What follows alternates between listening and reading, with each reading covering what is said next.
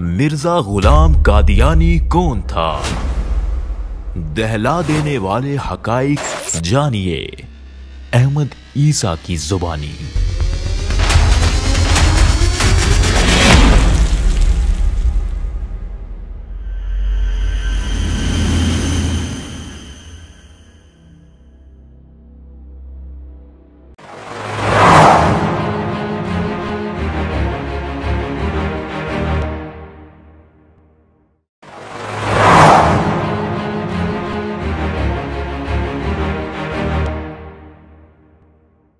ہم بات کر رہے ہیں مرزا غلام قادیانی پر۔ مرزا غلام قادیانی سچا تھا یا پھر کذاب؟ اسی قرآن سے مختلف پہلوں سے آپ کے اوپر یہ بات بالکل کھول کر واضح کر دی گئی کہ مرزا غلام قادیانی نہ صرف کذاب تھا بلکہ رب العالمین کے سب سے بڑے دشمنوں میں سے ایک دشمن تھا اور سب سے بڑا مجرم تھا۔ مرزا غلام قادیانی اور اس کے قائم کردہ کلٹ جو کہ جماعت احمدیہ کے نام سے جانا جاتا ہے، جو دنیا کا غلیظ ترین گٹر ہے،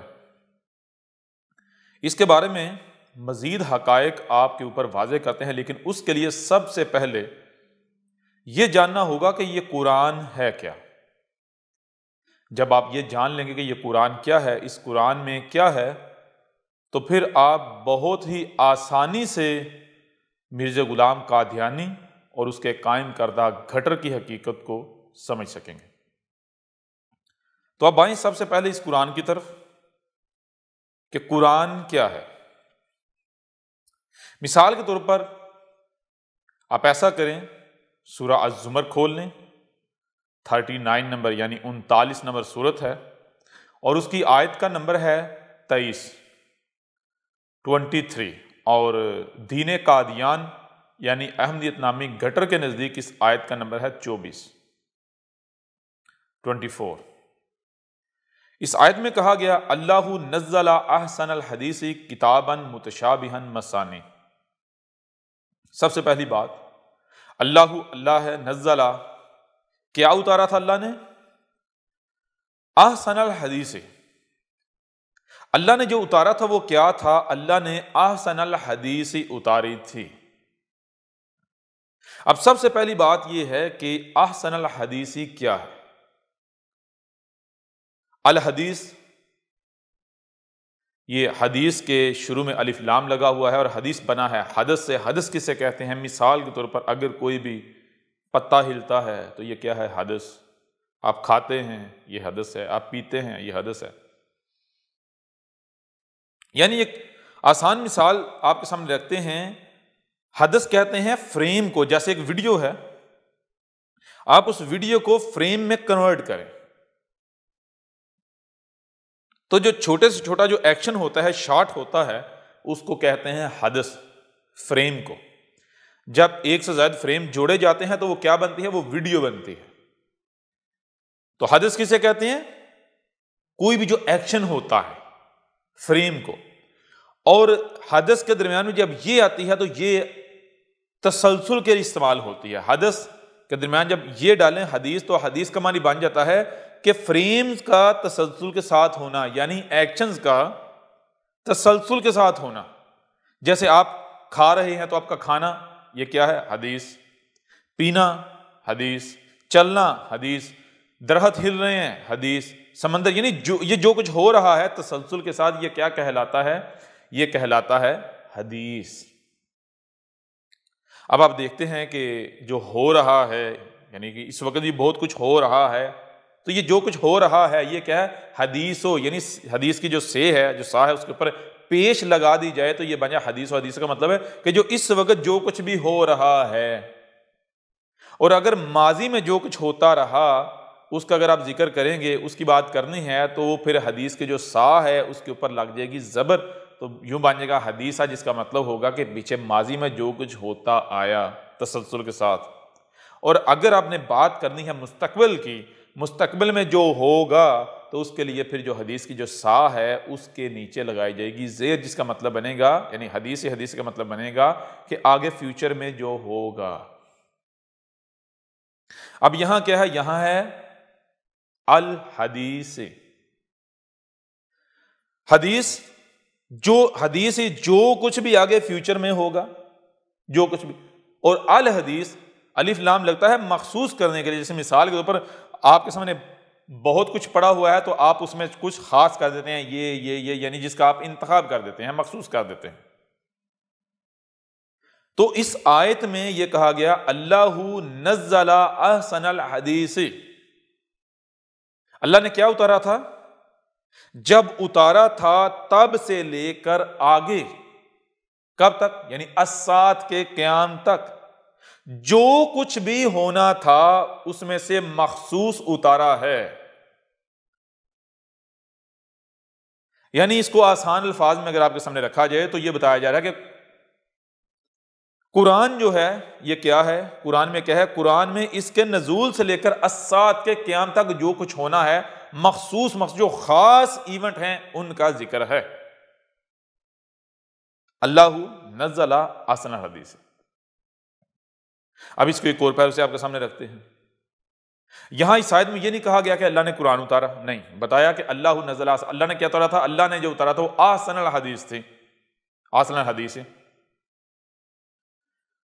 جو بھی احسن الحدیث ثابت ہو جائے وہ اللہ نے اتارا تھا. پھر اس کی پہچان کیا ہے؟ بتایا کتاباً، وہ ایک ہی کتاب ہے. نمبر 2 متشابہن ہے. متشابہن کا مطلب کیا ہے؟ متشابہن شبہ سے، شبہ کسے کہتے ہیں؟ شبہ کہتے ہیں کہ جو سامنے ہے حقیقت اس کی 180 ڈگری نہ صرف الٹ ہے، اس کے برعکس ہے، بلکہ حقیقت جو ہے وہ چھپا دی گئی. جو آپ کو سامنے نظر آ رہا ہے، جو ظاہر وہ کچھ اور ہے، اس کی جو حقیقت ہے وہ اس کے بالکل برعکس ہے، اور وہ کیا ہے؟ وہ چھپا دی گئی، چھپی ہوئی ہے. تو بتایا جا رہا ہے اللہ نے جو اتارا تھا نمبر 1 وہ احسن الحدیث، یعنی جب اسے اتارا تب سے لے کر آگے فیوچر میں جو مخصوص جو خاص ایونٹس ہونے ہیں، واقعات ہونے ہیں، ان کا ذکر اتارا ہے، وہ چیز اتاری ہے. نمبر 2 اس کی پہچان کیا ہے؟ کہ وہ احسن ہے، اس سے حسن کوئی نہیں ہے. نمبر 3 کتاباً، ایک ہی کتاب ہے. نمبر 4 متشابہن، جو اللہ نے اتارا وہ ایسا ہے کہ جو اس کا ظاہر ہے حقیقت اس کے 180 ڈگری نہ صرف الٹ ہے، بلکہ حقیقت کو اتارنے والے نے، اللہ نے چھپا دیا. اللہ کے علاوہ اس کی حقیقت کا کسی کو بھی علم نہیں ہے. پھر آگے مثانی، اس کا معاملہ کیا ہے؟ مثانی ہے. مثانی مطلب اس میں ربط ہے، تسلسل ہے. جیسے 1 کے بعد 2، 2 کے بعد 3، 3 کے بعد 4، 4 کے بعد 5، 5 کے بعد 6، 6 کے بعد 7، 7 کے بعد 8، اس طرح یعنی ربط ہے اس میں. اب یہ جو پہچان بتائی گئی، یہ جو شرائط بتائی گئی، ان شرائط کے اوپر صرف اور صرف ایک ہی کتاب پورا اترتی ہے جن سے ہم مخاطب ہیں ان کے نزدیک. وہ کیا ہے؟ قرآن، جو آپ کے دونوں ہاتھوں کے درمیان ہے. مثال کے طور پر اگر کسی بھی پوچھا جائے کہ یہ کتاب کس نے اتاری، تو تمام کے تمام فرقے جو ہیں خود کو مسلمان کہلوانے والے، تمام کے تمام فرقے، ان سب کا اس بات پر اتفاق ہے کہ یہ کتاب جو کہ قرآن ہے یہ اللہ رب العزت کی، اللہ سبحانہ وتعالیٰ کی، رب العالمین کی اتاری ہوئی ہے. جب سب کے سب کا اس پر اتفاق ہے اور یہ قرآن ہی ان شرائط پر پورا اترتا ہے، تو پھر سوال یہ پیدا ہوتا ہے کہ اس قرآن کو اتارنے والے کے علاوہ کوئی واضح یعنی بیان کر سکتا ہے؟ سوال ہی پیدا نہیں ہوتا. کیوں؟ کیونکہ یہ بتا دیا ہے کہ جو اللہ نے اتارا وہ کیا تھا؟ وہ متشابہن بھی ہے. متشابہن یعنی ایسی چیز جس کا علم صرف اور صرف اللہ کے پاس ہے، اللہ کے علاوہ کسی کے پاس علم نہیں ہے. اس لیے اللہ کے علاوہ کوئی اسے بیان یعنی واضح بھی نہیں کر سکتا. کوئی نہیں بتا سکتا کہ اس میں کیا لکھا ہوا ہے. اس کو آپ ایک آسان سی مثال سے سمجھ لیں. مثال کے طور پر ہم یہ بحث نہیں کرتے کہ اللہ کیا ہے، کون ہے، کہاں ہے. کسی کے بارے میں بھی جاننا ہے تو آپ اس کے کسی کام کو سامنے رکھو گے تو آپ کو پتہ چل جائے گا اس کا بھائی ذوق کیا ہے، اس کا شوق کیا ہے، وہ کیسا ہوگا، اس کی سوچ کیا ہے، اس کی فکر کیا ہے، اس کا نظریہ کیا ہے. اس کے بارے میں سارا علم جو ہے وہ آپ جان لیں گے. بے شک شخصیت یا جو اس کا نقشہ ہے وہ آپ کے سامنے نہ آئے. تو ایسے ہی اللہ کیا ہے، کون ہے، اس پہ ہم بات نہیں کرتے، اس پر بحث نہیں کرتے. ہم ایسا کرتے ہیں کہ جو رب العالمین ہے اس کی کسی تخلیق کو سامنے رکھتے ہیں، ایسی تخلیق کہ جس پر کسی کا بھی اختلاف نہ ہو، کوئی یہ کلیم نہ کر سکے کہ بھائی یہ اس کی تخلیق نہیں ہے. ایسی تخلیق کو سامنے رکھتے ہیں، پھر جانتے ہیں اس کے بارے میں، اس کے بعد پھر آگے بڑھتے ہیں. تو ہم کسی درخت کی، کسی جانور کی مثال نہیں لیتے، اس کو سامنے رکھتے. ہم ایسا کرتے ہیں کہ یہ زمین جو پلانٹ ہے جس پر آپ رہ رہے ہیں، ہم اس کی مثال لیتے ہیں. کیا اس کے بارے میں دنیا کا کوئی انسان یہ کلیم کر سکتا ہے، دعویٰ کر سکتا ہے کہ بھائی اس کا خالق میں ہوں، یا اس کی تخلیق کے وقت میں موجود تھا؟ تو اس کا جواب بالکل واضح ہے کہ دنیا کا کوئی بھی انسان یہ دعویٰ، یہ کلیم نہیں کر سکتا، وہ کسی بھی مذہب کا ماننے والا ہو. ہر کوئی یہی کہے گا کہ یہ کس کا کام ہے؟ جس نے سورج، چاند، ستارے بنائے، یعنی العالمین کا کام ہے، خالق کائنات کا کام ہے. وہ کون ہے، کیا ہے، یہ بات کی بات ہے. اب آپ ایسا کریں، زمین کو سامنے رکھیں تو آپ کو کیا نظر آئے گا؟ آپ کو نظر آئے گا زمین بظاہر چپٹی ہے، یعنی فلیٹ ہے. نہ صرف چپٹی اور فلیٹ ہے بلکہ سٹیٹک ہے، ٹھہری ہوئی، ساکت. اب میں آپ سے سوال کرتا ہوں کہ کیا جو ظاہر نظر آ رہا ہے یہی حقیقت ہے؟ تو آج ہر کوئی یہ کہنے پر مجبور ہے کہ نہیں، جو ظاہر نظر آ رہا ہے حقیقت جو ہے وہ اس کے 180 ڈگری الٹ ہے، برعکس ہے. کیا ہے؟ ظاہر میں زمین چپٹی ہے، روٹی کی طرح، پلیٹ کی طرح گول ہے، سٹیٹک ہے، ٹھہری ہوئی ہے. لیکن جب آپ اس زمین سے باہر جاؤ گے، اس کو دور سے دیکھو گے، پھر پتا چلے گا کہ یہ زمین فلیٹ نہیں بلکہ گول ہے، گیند کی مانند گول ہے. یہ زمین سٹیٹک نہیں بلکہ ملٹی ڈائریکشن میں سفر کر رہی ہے. یوں اس سے آپ کے اوپر ایک قانون واضح ہو جاتا ہے. وہ قانون کیا ہے؟ اگر اس کو تھوڑا سا اور آگے بڑھا لیں، ظاہر میں نظر آتا ہے کہ سورج زمین کے گرد حرکت کر رہا ہے، لیکن حقیقت کیا ہے؟ حقیقت یہ ہے کہ زمین اپنے ہی محور پر گھومتی ہے، جس کی وجہ سے ایسا نظر آتا ہے گویا کہ سورج زمین کے گرد حرکت کر رہا ہے. یعنی جو ظاہر نظر آ رہا ہے حقیقت اس کے 180 ڈگری الٹ ہے، برعکس ہے. اب یہ بھی نہیں ہے کہ جو ظاہر ہے یہ غلط ہے، ظاہر بھی ٹھیک ہے، ظاہر بھی اپنا وجود رکھتا ہے، لیکن اس کے ساتھ ساتھ جو باطن ہے وہ بھی اپنا وجود رکھتا ہے. اگر آپ کہیں کہ زمین صرف گول ہے تو یہ بھی غلط ہے. کیوں؟ زمین فلیٹ ہونے کے ساتھ ساتھ گول ہے، گول ہونے کے ساتھ ساتھ فلیٹ ہے. ایک ہی وقت میں فلیٹ بھی ہے اور گول بھی ہے. زمین ایک ہی وقت میں ساکت بھی ہے، ٹھہری ہوئی بھی ہے، اور ملٹی ڈائریکشن میں انتہائی تیز رفتاری سے سفر بھی کر رہی ہے. ٹھیک ہے نا؟ ایک ہی وقت میں سورج زمین کے گرد حرکت کرتا ہوا بھی نظر آتا ہے، اور زمین اپنے ہی محور پر حرکت کر رہی ہے، نہ کہ سورج زمین کے گرد حرکت کر رہا ہے. نظر تو آتا ہے لیکن حقیقت وہ نہیں ہے. اس سے کیا بات سامنے ہے؟ اس سے یہ قانون سامنے آ جاتا ہے کہ جو آپ کا خالق ہے اس نے ہر شے سے اس کا جوڑا بنایا ہے. جو زمین کا خالق ہے اس نے ہر شے سے اس کا جوڑا بنایا، یعنی جو اس کا قانون ہے، جو کام کرنے کا جو اس کا طریقہ ہے، جو طرز ہے، وہ کیا ہے؟ وہ یہ ہے کہ وہ ہر شے سے اس کا جوڑا خلق کرتا ہے، ایک ظاہر اور دوسرا باطن. یہی آپ اگر اپنی تخلیق میں غور کر لیں تو آپ کو پتہ چلے گا کہ آپ دو حصوں میں تقسیم ہے، ایک آپ کا ظاہر ہے اور دوسرا باطن. اگر آپ صرف اور صرف ظاہر کو سامنے رکھیں گے، اس کی دیکھ بھال کریں گے، تو باطنی اعتبار سے یعنی جو آپ کا چھپا ہوا پہلو ہے، جو چھپے ہوئے حصے ہیں، وہ ناکارہ ہو جائیں گے، بیکار ہو جائیں گے، اور آپ ختم ہو جائیں گے. آپ کو نقصانات کا سامنا کرنا پڑے گا. تو کیا چیز سامنے آئی؟ یہ قانون سامنے آیا کہ رب العالمین جو بھی ہے، جیسا بھی ہے، یہ بات الگ ہے، لیکن یہ اس کا قانون ہے، اس کی سنت ہے، اس کا طریقہ ہے کہ وہ جو بھی کام کرتا ہے وہ اس کا جوڑا بناتا ہے. ایک اس کا ظاہر ہوتا ہے اور دوسرا اس کا باطن. ظاہر اور باطن دونوں ایک دوسرے کی ضد ہوتے ہیں، دونوں ایک دوسرے کی ضد ہوتے ہیں. جو ظاہر نظر آ رہا ہوتا ہے، باطن جو اس کا چھپا ہوا پہلو ہوتا ہے، جو اس نے چھپا دیا، وہ اس کے 180 ڈگری برعکس ہوتا ہے. تو اب ذرا غور کریں، جب رب کا کام ایسے ہے تو یہ قرآن کس کا اتارا ہوا ہے؟ اللہ کا، اسی رب العالمین کا قرآن اتارا ہوا نہیں ہے. جب یہ قرآن رب العالمین کا اتارا ہوا ہے تو پھر اس کا مطلب کیا ہے؟ اس قرآن کے دو پہلو ہیں، ایک ظاہر ہے اور دوسرا اس کا باطن یعنی چھپا ہوا پہلو۔ ظاہر کیا ہے؟ وہ ہر کسی کو نظر آ رہا ہے، اور چھپا ہوا پہلو اس کا علم ظاہری بات ہے چھپانے کے والے کے علاوہ کسی کے پاس ہو ہی نہیں سکتا۔ یوں اب آپ کے اوپر یہ بات بالکل کھل کر واضح ہو جائے گی کہ یہ قرآن کیا ہے۔ اس قرآن کے دو پہلو ہیں، ایک اس کا ظاہری پہلو ہے جو ظاہر آپ کو نظر آ رہا ہے، جو آپ اپنے سامنے قرآن رکھیں، اور ایک اس کا باطن ہے، چھپا ہوا پہلو۔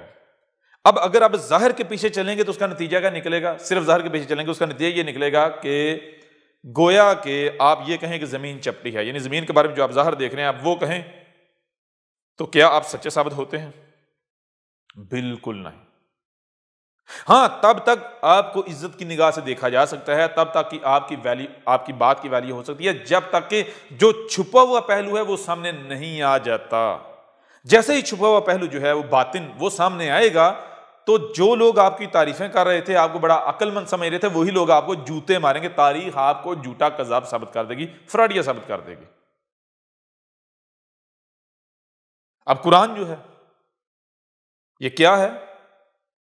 اس قانون سے بھی یہ بات بالکل آپ کے اوپر کھل کر واضح ہو گئی کہ قرآن کے دو پہلو ہیں، نمبر ایک اس کا ظاہری پہلو، نمبر دو اس کا پوشیدہ چھپا ہوا پہلو، اور اسی کی یہاں بات کی گئی۔ اللہ نزل احسن الحدیث کتابا متشابہا مثانی۔ اللہ ہے، نزلہ جو اتارا تھا، کیا اتارا تھا اللہ نے؟ احسن الحدیث، اس قرآن کے نزول سے لے کر یعنی جب اسے اتارا گیا تب سے لے کر آگے الساعۃ کے قیام تک جو کچھ بھی ہونا تھا اس میں سے جو مخصوص خاص ایونٹس ہیں ان کا ذکر، ان کے بارے میں اس قرآن میں بات کی گئی۔ اب سوال یہ پیدا ہوتا ہے کہ اگر قرآن میں اس کے نزول سے لے کر الساعۃ کے قیام تک جو کچھ ہونا تھا اس میں سے مخصوص ایونٹس کا ذکر ہے، تو کیا اس بات کا کسی کو پتا تھا؟ اس بارے میں آپ ایسا کریں، اسی قرآن کو کھولیں اور اس میں آپ ایسا کریں، لفظ سرچ کریں اساطیر یا اساطیر الاولین۔ جب آپ اساطیر الاولین یہ الفاظ سرچ کریں گے تو آپ کے سامنے 9 آیات آئیں گی، آپ کے سامنے 9 آیات آئیں گی۔ ہم ان 9 کی 9 آیات کو آپ کے سامنے نہیں رکھتے، آپ خود قرآن میں سرچ کریں، آپ کے سامنے آ جائیں گی۔ ہم ان میں سے کچھ آیات کو آپ کے سامنے رکھتے ہیں۔ مثال کے طور پر سب سے پہلی بات سورہ النحل ہے، 16 نمبر سورت ہے، اور اس کی آیت کا نمبر ہے 24، یعنی 16 نمبر سورت کی جو آیت کا نمبر ہے وہ ہے 24، اور جماعت احمدیہ نامی گھٹر کے نزدیک اس آیت کا نمبر کیا ہے؟ 25۔ اس میں کہا جا رہا ہے وَإِذَا قِيلَ لَهُمْ مَاذَا أَنزَلَ رَبُّكُمْ قَالُوا أَسَاطِيرُ الْأَوَّلِينَ۔ وَإِذَا اور جب قیلا بتایا گیا لہم ان کو ماذا انزل ربکم کیا تھا جو تمہارے رب نے اتارا تھا، جب ان کو بتایا گیا، کب بتایا گیا؟ تب بتایا گیا جب یہ کہہ رہے ہیں، کیا کہہ رہے ہیں؟ قالوا، آگے سے جواب دے رہے ہیں، جو کہہ رہے ہیں کیا کہہ رہے ہیں؟ اساطیر الاولین،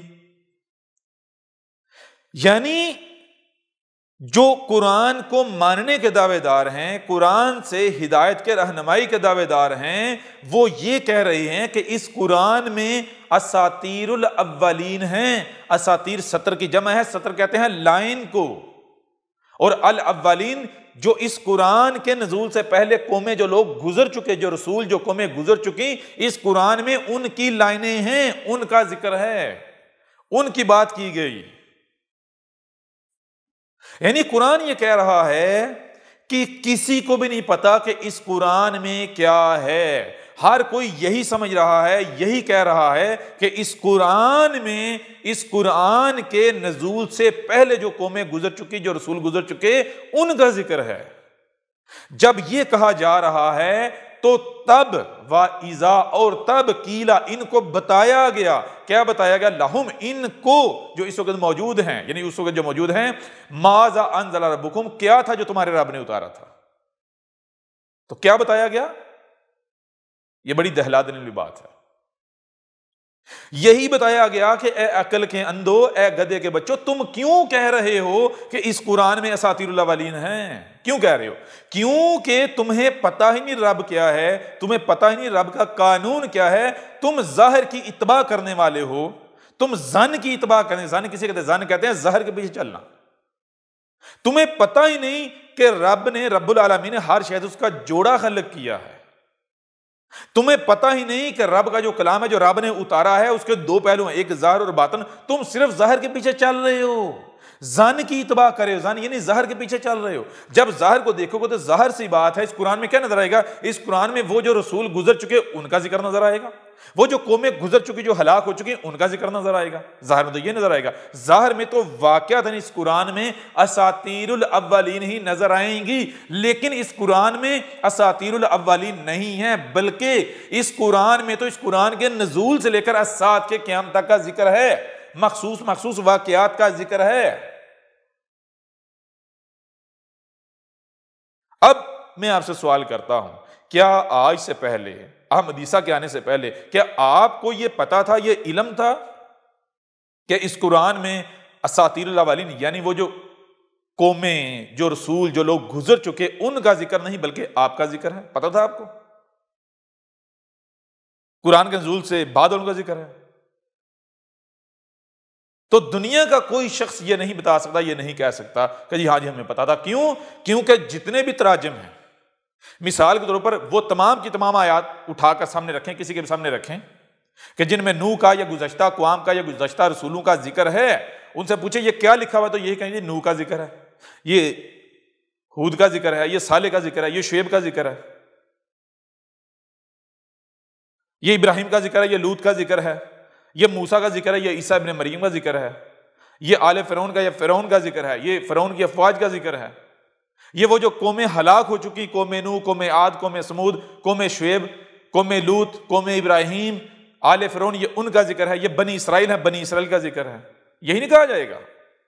اب جتنے بھی تراجم ہیں، جتنی بھی تفاسیر ہیں، ان کو اٹھا کر دیکھ لیں، ان کے اندر آپ کو یہی ملے گا. ہر مترجم، ہر مفسر یہی کہہ رہا ہے کہ جناب نوح کا ذکر ہے، یہ جو رسول گزر چکے ہیں یہ ان کا ذکر ہے، یہ جو قومیں گزر چکی ہیں ان کا ذکر ہے، یہ بنی اسرائیل کا ذکر ہے.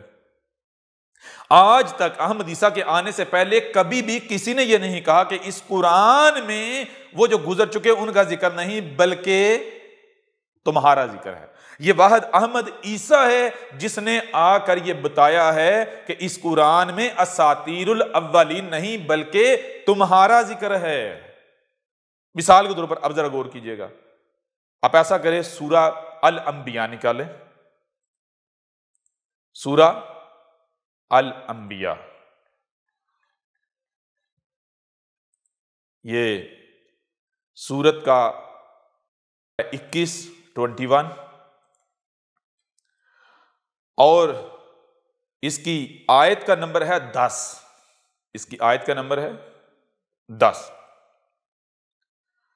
لیکن جماعت احمدیہ نامی گٹر کے نزدیک اس آیت کا نمبر ہے 11. اس آیت میں کیا ہے؟ اس آیت میں ہے لَقَدْ أَنزَلْنَا إِلَيْكُمْ كِتَابًا فِيهِ ذِكْرُكُمْ أَفَلَا تَعْقِلُونَ. کیا کہا جا رہا ہے؟ کہا جا رہا ہے لَقَدْ، لا، ہم نے تم کو سننے والا، دیکھنے والا اور جو سنائی اور دکھائی دیتا ہے اسے سمجھنے والا خلق کیا ہے، لہٰذا جو سنائی دے رہا ہے، جو دکھائی دے رہا ہے اسے سمجھو. جب تم سمجھو گے، ان صلاحیتوں کا استعمال کرو گے تو تمہارے سامنے وہی آئے گا جو طے شدہ ہے. جیسے مثال کے طور پر 2 + 2 آپ کے سامنے لکھا ہوا ہے، آپ جب سمجھو گے تو نتیجہ کیا نکلے گا؟ 4 کے علاوہ کوئی اور نتیجہ آئے گا؟ نہیں. کیوں؟ کیونکہ 4 طے شدہ ہے، 4 طے شدہ ہے. تو جب بھی آپ رب کی دی ہوئی صلاحیتوں کا استعمال کریں گے تو رب کی دی ہوئی صلاحیتیں آپ کو کسی غلط نقطے، کسی غلط نتیجے پر نہیں پہنچائیں گی، بلکہ جو حقیقی نقطہ ہے، جو حق ہے، جو رب نے طے کر دیا ہے، وہیں پر لے کر جائیں گی. تو یہ کہا جائے لقد، ہم نے تمہیں سننے کے لیے کان دیے، دیکھنے کے لیے آنکھیں دی، جو سنائی اور دکھائی دیتا ہے اسے سمجھنے کی صلاحیت دی، لہٰذا سنو دیکھو اور سمجھو، جب تم سنو دیکھو اور سمجھو گے تم اسی نقطے پر، اسی نتیجے پر پہنچو گے جو کہ طے شدہ ہے۔ کیا ہے طے شدہ؟ انزلنا، کیا اتارا تھا ہم نے، الیکم، تمہاری طرف، کتابن، کیا ایک کتاب نہیں اتاری تھی؟ تو دنیا میں ہر مسلمان، خود کو مسلمان کہلوانے والا، یہ کہتا ہے کہ یہ قرآن جو ہے یہ وہ کتاب ہے جو اللہ نے اتاری تھی۔ تو یہ کہا جا رہا، کیا ہم نے تمہاری طرف ایک کتاب اتاری تھی؟ کتاباً، ایک کتاب اتاری تھی ہم نے تمہاری طرف؟ تو ہر مسلمان کہتا ہے ہاں اتاری تھی۔ اتاری تھی کون؟ یہ قرآن۔ تو کیا فیہ ذکرکم، اس میں تمہارا ذکر ہے۔ فیہ ذکرکم، اس میں تمہارا ذکر ہے۔ بڑی عجیب بات ہے، یہ آیت آج تک کسی کو نظر ہی نہ آئی۔ قرآن کہہ رہا ہے اس میں تمہارا ذکر ہے، لیکن آج تک یہ کہا جاتا رہا کہ جناب اس قرآن میں تو اساطیر الاولین ہے، اساطیر الاولین ہے، اساطیر الاولین ہے۔ مثال کے طور پر آپ غور کریں، جب آپ کو کہا کہ آپ اساطیر الاولین سرچ کریں تو کیا نتیجہ آپ کے سامنے آئے گا؟ مثال کے طور پر سورہ الانفال ہے، 8 نمبر سورت ہے، اس کی آیت نمبر 31 ہے، 31، اور دین قادیان یعنی گٹر کے نزدیک آیت کا نمبر ہے 32۔ وَإِذَا تُتْلَى عَلَيْهِمْ آيَاتُنَا قَالُوا قَدْ سَمِعْنَا لَوْ نَشَاءُ لَقُلْنَا مِثْلَ هَذَا إِنْ هَذَا إِلَّا أَسَاطِيرُ الْأَوَّلِينَ۔ یعنی یہاں بھی یہی بات کی جائے کہ جب ان کے اوپر آیات کی تلاوت کی گئی، آیات کو کھول کھول کر واضح کیا گیا، بیان کیا گیا، تو سننے کے باوجود آگے سے ان کا جواب کیا ہے؟ ان کا جواب وہی ہے، ان ہاذا الا اساطیر الاولین، نہیں ہے یہ، اگر ہے تو کیا اساطیر الاولین ہے، یعنی جو قومیں، جو لوگ گزر چکے، اس قرآن میں ان کا ذکر ہے، ہمارا ذکر تھوڑی ہے۔ اسی طرح مثال کے طور پر سورہ المومنون ہے، 23 نمبر سورت ہے، 23 نمبر سورت، اور اس کی آیت ہے 83، اور دین قادیان یعنی گٹر کا نزدیک اس آیت کا نمبر ہے 84۔ اس میں کیا ہے؟ لَقَدْ وَعِدْنَا نَحْنُ وَآبَاؤُنَا هَذَا مِن قَبْلُ إِنْ هَذَا إِلَّا أَسَاطِيرُ الْأَوَّلِينَ۔ یہاں کہہ رہے ہیں کہ ہمارا وعدہ ہے، تم اپنی تحقیق کر لو، یعنی الٹا کہا جا رہا ہے کہ تم اپنی تحقیق کر لو، اس قرآن میں کیا ہے؟ ہمارے آباء و اجداد نے بھی ہمیں یہی بتایا ہے، ان کے لٹریچروں کی تفاسیر سے یہی بات ہمیں پتہ چلتی ہے کہ اس قرآن میں کیا ہے، نہیں اگر ہے تو کیا ہے؟ اساطیر الاولین، وہ جو قومیں، جو رسول گزر چکے ان کا ذکر ہے، ان کی لائنیں ہیں، ہمارا ذکر تھوڑا ہی ہے۔ باقی آیات میں بھی آپ دیکھ رہے ہیں نہیں مانا جا رہا، نہیں مان رہے، لیکن قرآن کیا کہہ رہا ہے؟ دہلا کے رکھ دینے والی بات ہے۔ قرآن یہ کہہ رہا ہے کہ اس قرآن کو ماننے کے دعوے دار، اس قرآن کو اپنے لیے حجت تسلیم کرنے کے دعوے دار یہ کہہ رہے ہیں کہ اس قرآن میں اساطیر الاولین ہیں، اس قرآن میں نوح اور قوم نوح کا ذکر ہے، اس قرآن میں ہود اور قوم عاد کا ذکر ہے، اس قرآن میں صالح اور قوم سمود کا ذکر ہے، اس قرآن میں شعیب اور قوم مدین کا ذکر ہے، اس قرآن میں ابراہیم اور قوم ابراہیم کا ذکر ہے، اس قرآن میں لوط اور قوم لوط کا ذکر ہے، اس قرآن میں موسیٰ اور آل فرعون کا ذکر ہے، اس قرآن میں یوسف کا ذکر ہے، اس قرآن میں بنی اسرائیل کا ذکر ہے، اس قرآن میں عیسیٰ ابن مریم کا ذکر ہے۔ یہ کہہ رہے ہیں، اور یہ کون ہے؟ یہ سارے کے سارے الاولین ہیں، یہ سارے کے سارے اس قرآن کے نزول سے پہلے گزر چکے ہوئے ہیں، پہلے والے ہیں۔ تو پھر کیا یہ اساطیر الاولین نہ بنیں ان کی نظروں میں؟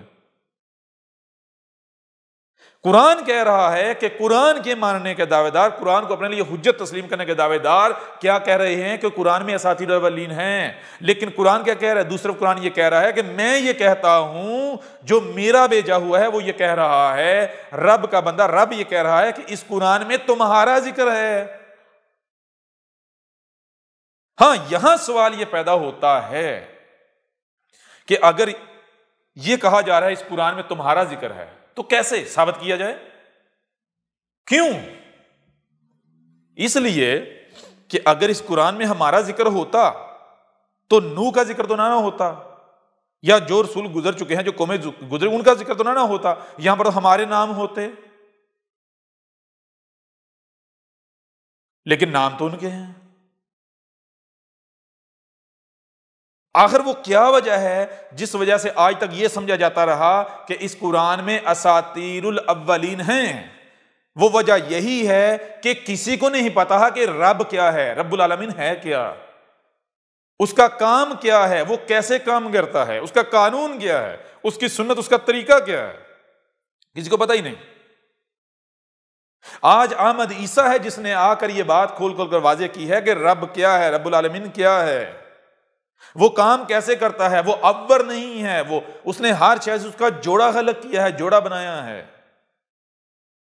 اگر تم مانتے ہو یہ قرآن رب کا اتارا ہوا ہے تو پھر تمہیں یہ ماننا پڑے گا کہ اس قرآن کے دو پہلو ہیں، ایک ظاہر ہے اور دوسرا باطن یعنی چھپا ہوا، یہ متشابہن ہے۔ ظاہر کیا ہے؟ وہ تو نظر آ رہا ہے، نوح اور وہ قوم جو ہلاک کر دی گئی جن کی طرف ان کو بھیجا گیا، یعنی ظاہر میں وہ رسول جو گزر چکے ہیں، جو قومیں جو گزر چکی ہیں ان کا ذکر ہے، یہ تو ظاہر ہے۔ اب یہ کل حقیقت تو نہیں ہے، حقیقت کیا ہے یہ اس وقت تک سامنے نہیں آئے گی، سمجھ نہیں آئے گی جب تک کہ جو اس کا چھپا ہوا پہلو ہے وہ سامنے نہیں آ جاتا۔ اور وہ کیسے سامنے آئے گا؟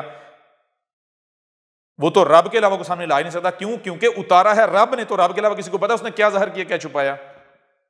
کیا چھپایا یہ تو رب کو پتا ہے نا، یہ تو اتارنے والے کو پتا ہے نا۔ اب رب کیسے بتائے گا؟ ظاہر سی بات ہے، اب تھوڑا سا بھی اگر آپ غور کریں آپ کے اوپر یہ بات بالکل کھل کر واضح ہو جائے گی کہ اگر ایک شے صرف اور صرف آپ کے پاس ہے، آپ کے علاوہ کسی دوسرے کے پاس نہیں، اب اگر کسی کو وہ شے چاہیے تو آپ کے علاوہ کسی دوسرے سے مل سکتی ہے؟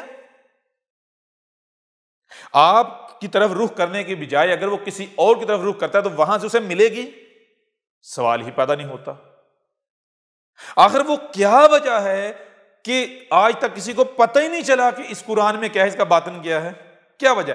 وہ وجہ یہی ہے کیونکہ اس کا علم صرف اور صرف اللہ کے پاس ہے، اتارنے والے کے پاس ہے۔ تو جب تک اللہ سے پوچھا نہیں جائے گا، اللہ کی طرف رخ نہیں کیا جائے گا، جب تک اللہ بتائے گا نہیں تو کیسے پتہ چلے گا؟ اب مزے کی بات کیا؟ مزے کی بات یہ ہے کہ دروازہ بند کر دیا گیا ہوا ہے کہ اللہ تو کلام ہی نہیں کرتا، اللہ نے تو کلام کرنے کا دروازے بند کر دیا۔ جب اللہ نے، آپ یہ کہو گے اللہ نے کلام کرنے کا دروازے بند کر دیا ہوا ہے، جب آپ نے اللہ کو گونگا بنا دیا ہے، رب العالمین کو گونگا بنا دیا ہے، تو پھر آپ کو کیسے پتا چلے گا کہ رب نے کیا چھپایا تھا؟ قرآن کیا ہے؟ متشابہن۔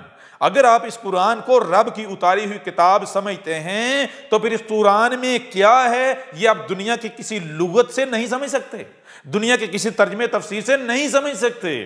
دنیا کا کوئی شخص، کوئی انسان آپ کو نہیں بتا سکتا کہ اس قرآن میں کیا ہے سوائے رب العالمین کے۔ یہی وہ وجہ ہے جس وجہ سے آپ ایسا کریں، سورہ القیامہ کھولیں، یہ 75 نمبر سورت ہے، یعنی 75 نمبر سورت ہے، اور اس کی آیت ہے 16، 17، 18، 19، 20 اور 21۔ اور دین قادیان یعنی گٹر کے نزدیک ایک نمبر آپ آگے کر لیں، یعنی 16 کے بجائے 17، 18، 19، 20، 21 اور 22۔ ان آیات میں کیا کہا گیا؟ ان آیات میں جو قرآن کو ماننے والے ہیں ان کو کہا جا رہا ہے، یعنی جو بھی اس قرآن کو سیکھنے یا سمجھنے کا دعوے دار ہے، اس قرآن کو پڑھنے کا دعوے دار، اسے کہا جا رہا ہے لا تحرک بہ لسانک لتجعل بہ۔ کہا جا رہا ہے کہ تجھے، اے جو قرآن کو سمجھنے کا دعوے دار ہے، جو قرآن کو پڑھ رہا ہے، تجھے اپنی زبان تک کو حرکت دینے کی ضرورت نہیں ہے، اپنی زبان تک کو حرکت نہ دے اس قرآن کو لے کر۔ پھر بھی اگر تو اس زبان کو حرکت دیتا ہے اس قرآن کو سامنے رکھ کر، اس قرآن کو پڑھنے، سیکھنے، سمجھنے کے نام پر، تو پھر تو کیا کر رہا ہے؟ تو اجلت کر رہا ہے۔ ٹھیک ہے نا؟ تو کیا کر رہا ہے؟ تو اجلت ہے، تو اجلت کر رہا ہے۔ اجلت کیا؟ تو دنیا پسند ہے، تو مشرک ہے، تو جلد باز ہے۔ ہم نے ہر شے سے اس کا جوڑا خلق کیا ہے، دنیا ہے تو آخرہ بھی ہے، تو دنیا پرست ہے، تو وہ چاہتا ہے جو جلد ملے، جو پہلے ہو۔ تو آخرت کا طلبگار نہیں ہے، بعد کا طلبگار نہیں ہے، تو ظاہر کا پجاری ہے۔ کیوں؟ کیونکہ اِنَّا عَلَيْنَا جَمْعَهُ وَقُرْآنَهُ، اس میں کچھ شک نہیں، یہ جو قرآن ہے اس کو ترتیب میں لے کر آنا کہ کس آیت کہ کون سی آیت آئے گی، اس کے بعد کون سی آیت آئے گی، اس کے بعد کون سی آئے گی، یہ ہمارے اوپر ہے یہ بتانا۔ وَقُرْآنَهُ، اور اس کا قرأ کرنا کہ یہ کیا لکھا ہوا ہے، ہمارے علاوہ یہ کوئی نہیں بتا سکتا۔ پھر آگے فَإِذَا قَرَأْنَاهُ فَاتَّبِعْ قُرْآنَهُ، پس جب ہم اس کو قرأ کریں، تو جس طرح ہم کرا کریں بالکل اسی طرح تو نے کرا کرنا ہے۔ تو رب کیسے کرا کرتا ہے؟ سب سے پہلے تو بتا دیا کہ یہ قرآن ہے کیا؟ جی یہ قرآن کیا ہے؟ قرآن کا مطلب ہے وہ علم جو کہیں سے پڑھا گیا ہے، وہ علم جو کہیں سے حاصل کیا گیا ہے۔ تو اگر تو نے یہ جاننا ہے کہ یہ جو لکھا ہوا ہے یہ علم کیا ہے تو تجھے وہیں سے پڑھنا پڑے گا جہاں سے پڑھ کے یہ یہاں لکھا گیا ہے۔ اور وہ کیا ہے؟ الکتاب۔ الکتاب کیا ہے؟ یہ کائنات۔ آج سے 14 صدی قبل محمد نے اس کائنات کو پڑھا۔ کیسے پڑھا؟ آج جیسے احمدی صاحب پڑھ رہا ہے۔ کائنات آج کسی کے اوپر واضح نہیں کرتی، ظاہر نہیں کرتی۔ کیوں؟ کائنات کا یہی تو رب ہے، یہی تو، یہ ایک ہی ذات ہے، ایک ہی وجود ہے یہ کائنات، اور کچھ ہے ہی نہیں۔ اس وقت تک یہ جو کائنات ہے، جو رب ہے، یہ اپنے راز، اپنا باطن آپ کے اوپر ظاہر نہیں کرے گا جب تک کہ آپ کائنات یعنی رب بن نہیں جاؤ گے، اس بار اپنے آپ کو اس کا وجود بنا نہیں دو گے۔ تو کہا جب ہم کرا کریں، ہم کیسے کرا کریں؟ وہی ہم تم میں تمہیں سے آتے ہیں دو ٹانگوں والے کی صورت میں، اور ہم تمہیں دکھاتے ہیں کہ ایسے کرا کیا جاتا ہے۔ سب سے پہلے کیا؟ اپنے آپ کو پیوریفائی کرو، تزکیہ اپنا کرو۔ حق کیا ہے؟ نیچر، ٹھیک ہے نا، مدر نیچر، سیتا میاں۔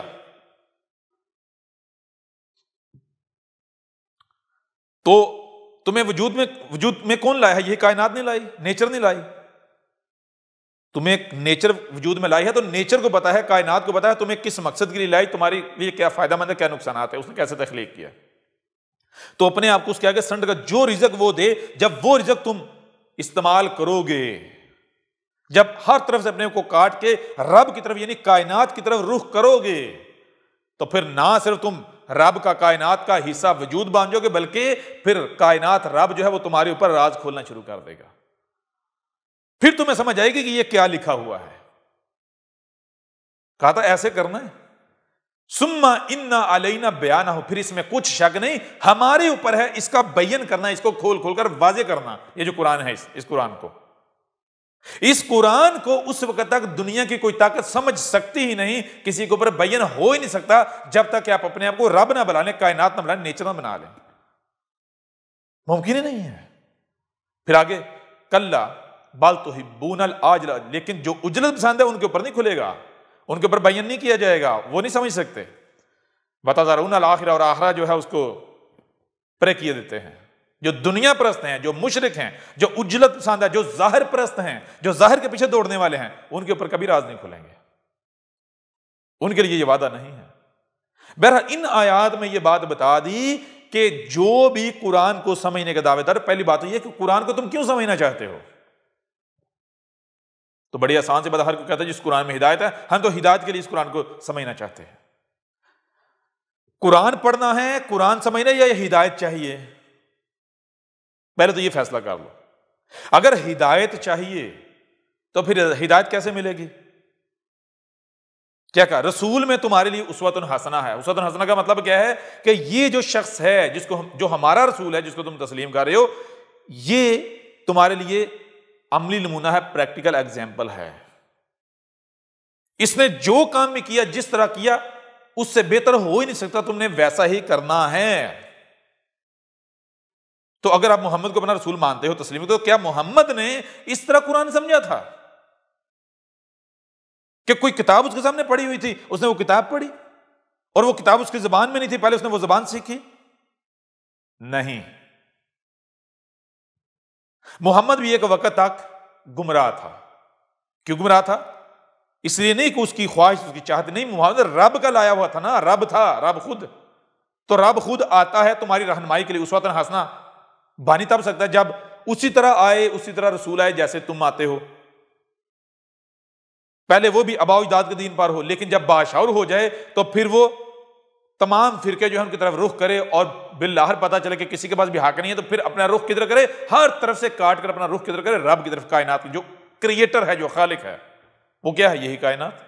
تو جب آپ ہر طرف سے رخ کاٹ کے اپنا کائنات کی طرف رخ کرو گے تو کائنات جو ہے، رب جو ہے، وہ ایسا تھوڑی ظالم تھوڑا ہی ہے، کنجوس تھوڑا ہی ہے کمینہ تھوڑا ہی ہے.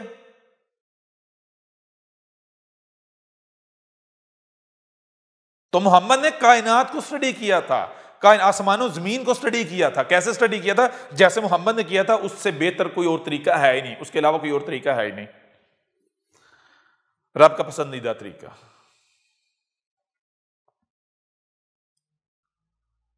تو چیز یہ ہے، ان آیات میں یہ بات بالکل کھول کر واضح کر دی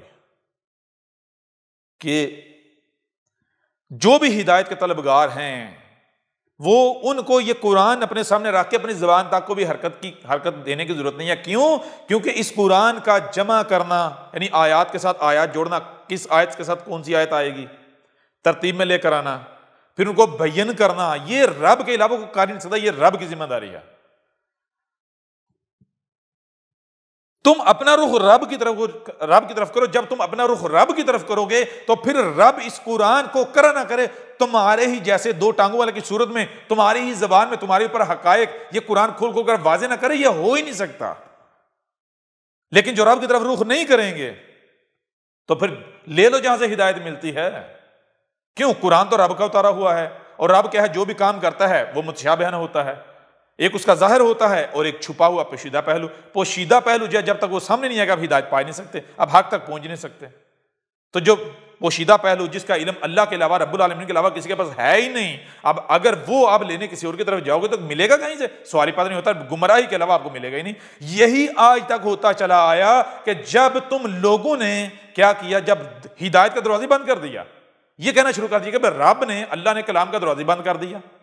جب تم نے وہ دروازہ بند کر دیا تو جو بات اللہ کے علاوہ کوئی بتا ہی نہیں سکتا، جو علم رب العالمین کے پاس ہے وہ علم تمہارے پاس آئے گا نہیں. وہ چھپا ہوا پہلو قرآن کا نہیں. تو تم کیا دیکھو گے؟ تم تو دیکھو گے ظاہر، جو قرآن میں ظاہر لکھا ہوا ہے. تو پھر تمہیں کیا نظر آئے گا؟ تمہیں اس قرآن میں تمہارا ذکر نظر نہیں آئے گا، بلکہ اس قرآن میں اساطیر الاولین نظر آئیں گی. یعنی اس قرآن میں وہ جو قومیں، جو رسول گزر چکے، ان کا ذکر نظر آئے گا، ان کی لائنیں نظر آئیں گی.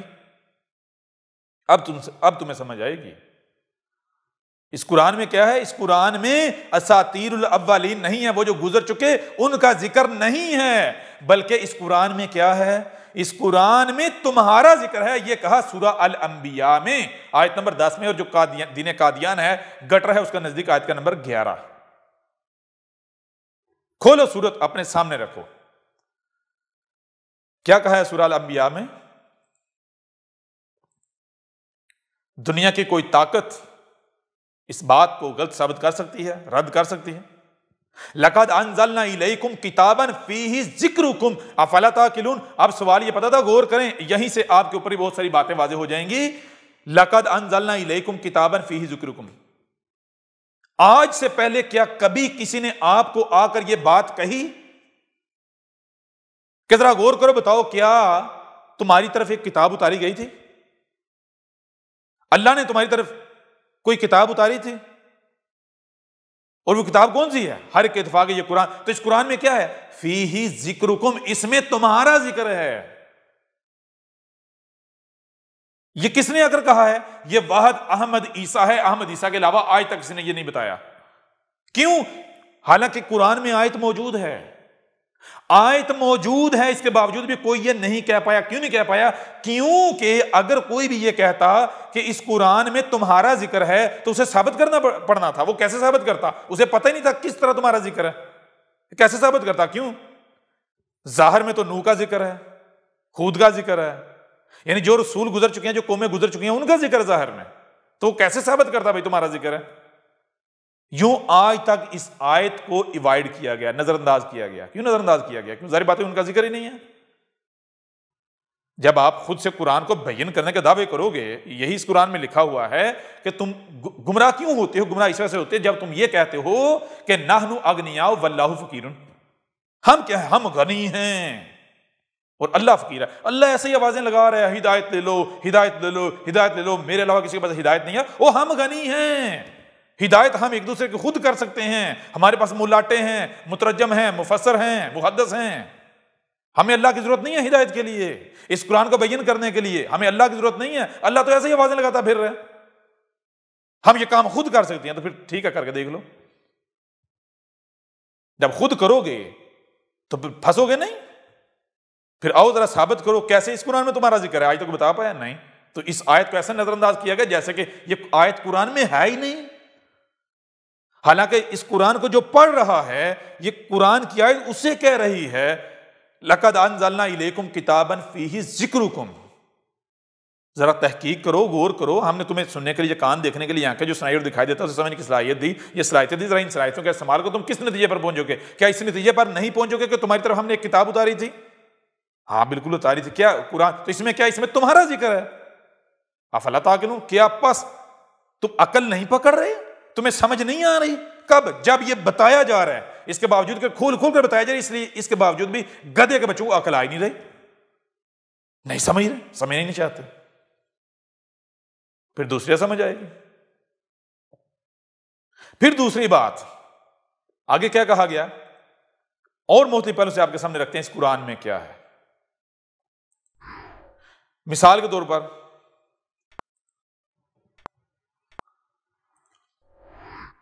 سورہ الاسراء ہے، 17 نمبر سورت ہے، یعنی 17 نمبر سورت ہے، اور آیت کا نمبر ہے 41 41، اور دین قادیان یعنی گٹر کے نزدیک آیت کا نمبر ہے 42 42۔ جب بھی ہم آیت کا نمبر بتائیں تو جو دین قادیان ہے، جو دنیا کا غلیظ ترین گٹر ہے، ان کا نزدیک آیت کا نمبر آپ ایک اوپر کر لیا کریں، یعنی اگر مثال ہم ایک بتاتے ہیں تو ان کے نزدیک 2 ہوگا، 2 بتاتے ہیں ان کے نزدیک 3 ہوگا، 3 بتاتے ہیں ان کے نزدیک 4 ہوگا۔ لہٰذا آئندہ ہم یہ نہیں کہیں گے کہ دین قادیان کے نزدیک آیت نمبر فلاں، آیت نمبر فلاں، نہیں، آپ خود ہی اس کو ایک نمبر آگے جمپ کر لیا کریں۔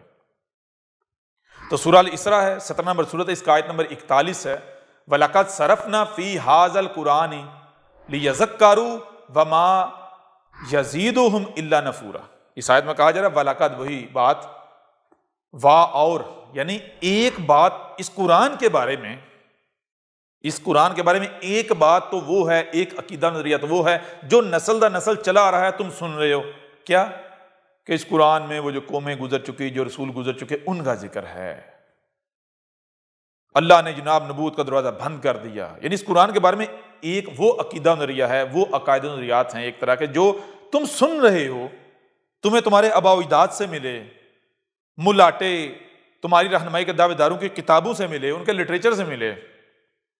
ایک کام اور کرو، اور کیا کرو، لقد، لا، کیا ہم نے تمہیں صرف سننے والا تخلیق کیا ہے کہ جو سنو مان لو، صرف دیکھنے والا تخلیق کیا کہ جو دیکھے نظر آئے اسے مان لو؟ نہیں، ہم نے تمہیں صرف سننے اور دیکھنے والا تخلیق نہیں کیا۔ بات بڑوں کی نہیں ماننی، بات آباء و اجداد کی نہیں ماننی، بات کتابوں کی نہیں ماننی، بات کس کی ماننی ہے؟ رب کی۔ تو کیا دنیا میں صرف رب کی آواز ایگزسٹ کر رہی ہے، رب کی بات ایگزسٹ کر رہی ہے، یا پھر رب کے دشمنوں کی جو شریک ہے ان کی آوازیں، ان کی باتیں بھی ایگزسٹ کر رہی ہیں؟ تو دنیا، تم یہ بتاؤ، دنیا میں کوئی بھی رب کا شریک یہ آ کر کہے گا تمہیں جی میں شریک ہوں، میں رب کا شریک ہوں، میں رب کا دشمن ہوں، یہ آ کر کہے گا؟ کوئی آ کر کہے گا کہ میں رب کے مقابلے پر مشرک ہوں، اس کا دشمن ہوں؟ یہ کہے گا؟ جو بھی بات کرے گا وہ یہی کہے گا کہ میں حق ہوں، میں سچ بول رہا ہوں، یعنی یہ رب کی بات ہے۔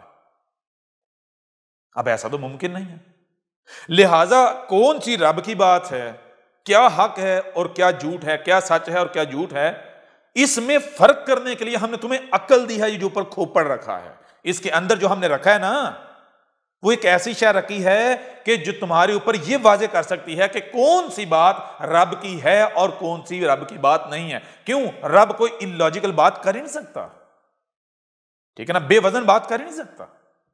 لہٰذا اس قرآن کے بارے میں ایک طرح کے عقائد و نظریات تو وہ ہیں جو تمہیں تمہارے آباء و اجداد، تمہارے گروہ، تمہارے فرقے، تمہاری جماعت سے، تمہارے بڑوں سے، تمہارے جو بڑوں کا لٹریچر ہے ان میں سے تمہیں ملتے ہیں، تمہیں سنائی اور دکھائی دیتے ہیں۔ اب ایک کام اور کرو، ان صلاحیتوں کا استعمال کرو، سمجھو۔ جب تم سمجھو گے تمہارے سامنے کیا آئے گا؟ قد وہی آئے گا جو کہ طے شدہ، جو رب نے طے کیا ہے۔ کیا تمہارے سامنے آئے گا؟ صرفنا فی ھذا القرآن، اس القرآن میں، یہ جو تمہارے دونوں ہاتھوں کے درمیان ہے، اس القرآن میں ہم نے کیا کیا؟ ہر پہلو سے پھیر پھیر کر تمہارے سامنے لے آئے۔ کیا سامنے لے آئے؟ لیذکروا، تمہیں یاد دلا رہے ہیں، تمہیں یاد دلانے کے لیے۔ کیا یاد دلانے کے لیے؟ کہ یہ تمہارا ذکر ہے، یہ تمہارا ذکر ہے، یہ تمہارا ذکر ہے، یہ تمہارا ذکر ہے۔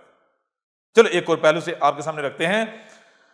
سورہ الاسراء کی آیت، یہ سورہ الاسراء 17 نمبر 17 نمبر سورۃ، اس کی آیت نمبر 89 یعنی 99، اس میں کیا وَلَقَدْ صَرَفْنَا لِلنَّاسِ فِي هَذَا الْقُرْآنِ مِنْ كُلِّ مَثَلٍ فَأَبَىٰ أَكْثَرُ النَّاسِ إِلَّا كُفُورًا۔ اس آیت میں کہا جا رہا ہے وہی بات، واہ ایک طرف تو تمہارے وہی قرآن کے بارے میں تمہارے آباء و اجداد کے قاعدوں سے جو تم سنتے دیکھتے چلے آ رہے ہو، دوسری چیز کیا ہے اور کیا ہے، ہم نے تمہیں سننے دیکھنے اور سمجھنے تخلیق کیا، ان صلاحیتوں کا استعمال کرو، تمہارے سامنے وہی آئے گا جو طے شدہ۔ کیا سامنے آئے گا؟ صرفنا للناس فی ھذا القرآن من کل مثل، اس قرآن میں، یہ تمہارے دونوں ہاتھوں کے درمیان ہے، اس قرآن میں ہم نے وہ سب کا سب جو اس قرآن کے نزول سے لے کر الساعۃ کے قیام تک ہے، یہ جو تمہیں پیش آنا ہے، جو تمہاری زندگی کے مخصوص ایونٹس ہیں، وہ سب کا سب ہم نے مسئلوں سے اس قرآن میں تمہارے سامنے لا رکھا ہے، پھیر پھیر کر۔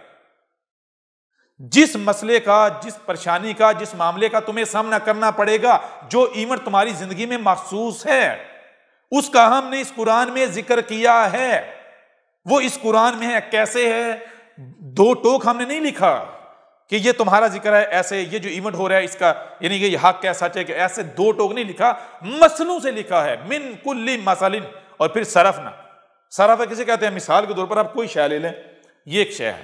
صرف کسے کہتے ہیں؟ صرف کا مطلب یہ ہے کہ یہ شے ہے، دیکھیں اس کی کتنے پہلو ہیں، نمبر ایک پہلو، دو پہلو، 3 4 5 6، یہ 6 پہلو اس کے ہو گئے ظاہر۔ اور اگر آپ اس طرف ہیں، آپ کے سامنے ایک پہلو ہے، باقی 5 چھپے ہوئے ہیں، لیکن یہ صرف 6 نہیں ہے، ایک پہلو اور وہ کیا ہے؟ اس کا اندر باطن، 7واں پہلو۔ ہر شے کے 7 پہلو ہوتے ہیں، ہر شے کے 7 پہلو، 7، ٹھیک ہے؟ تو اس قرآن میں کیا کہا کہ اس قرآن سے کے نزول سے لے کر الساعۃ کے قیام تک جو مخصوص ایونٹس ہیں، جو خاص واقعات ہیں،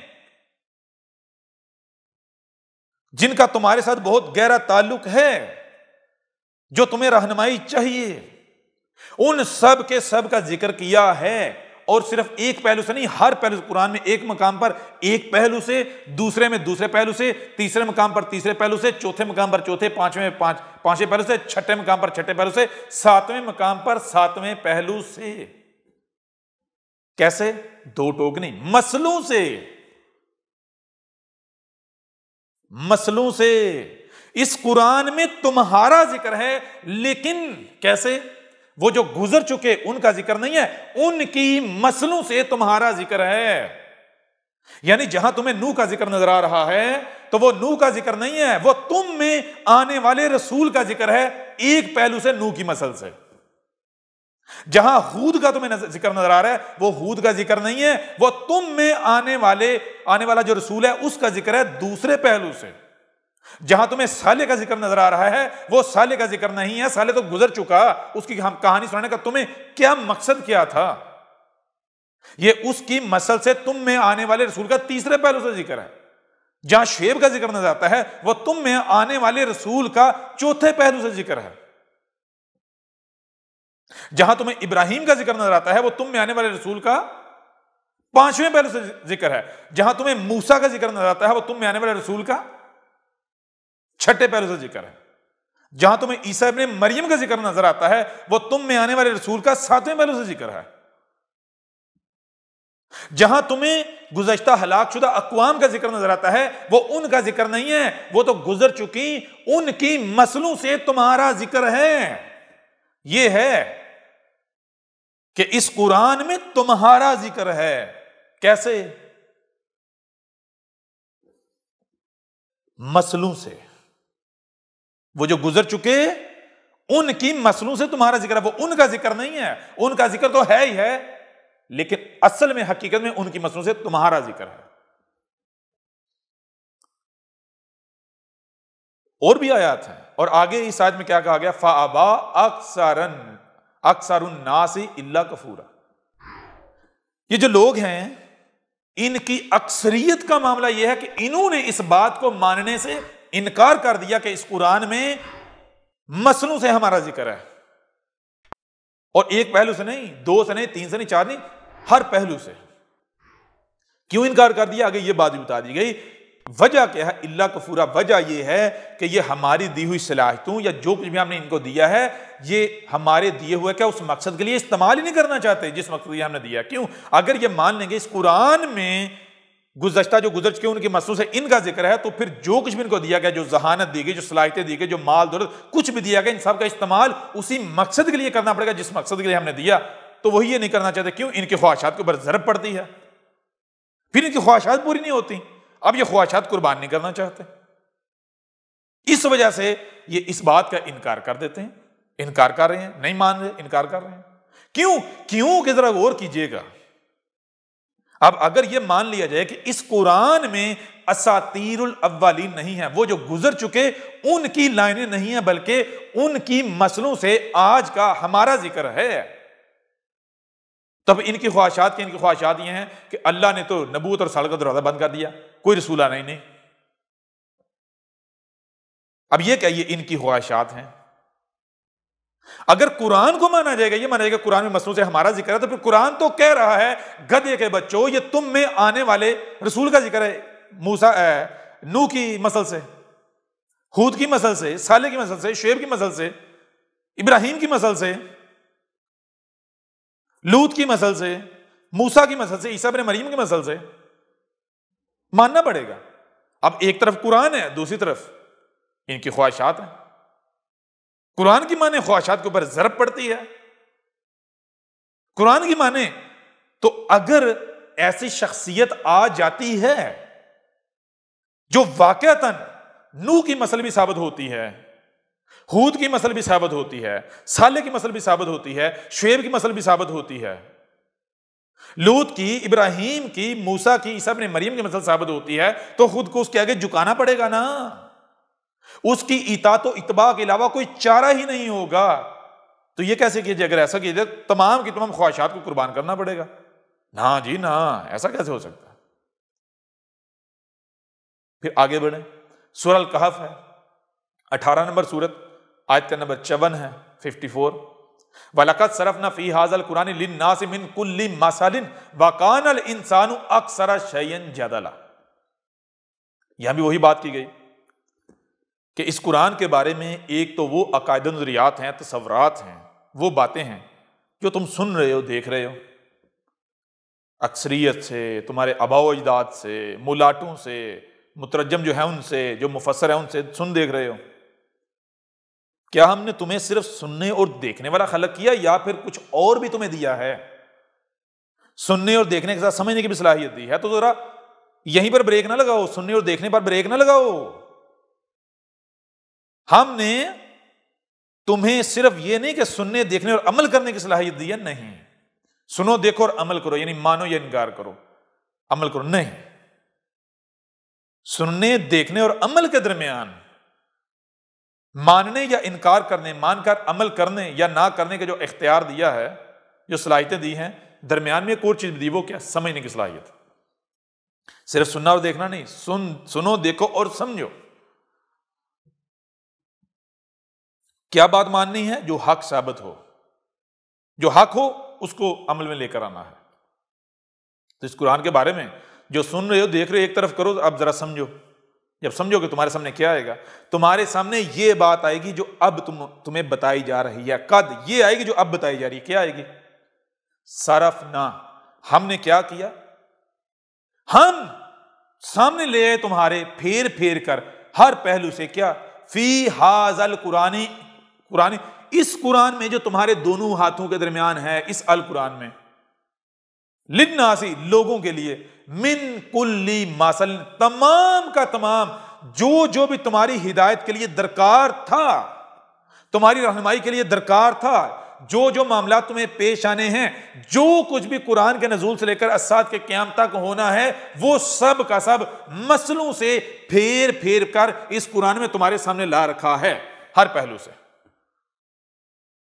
وَقَانَ الْإِنسَانُ أَكْثَرَ شَيْءٍ جَدَلًا، اور انسان کا معاملہ کیا ہے؟ انسان کا معاملہ یہ ہے کہ وہ اشیاء کی جو اکثریت ان میں جدل کرتا ہے، نہیں مانتا، اپنی میں کرتا ہے، کوئی دلیل نہیں ہوتی، منہ کی ہوا بس خارج کرتا ہے۔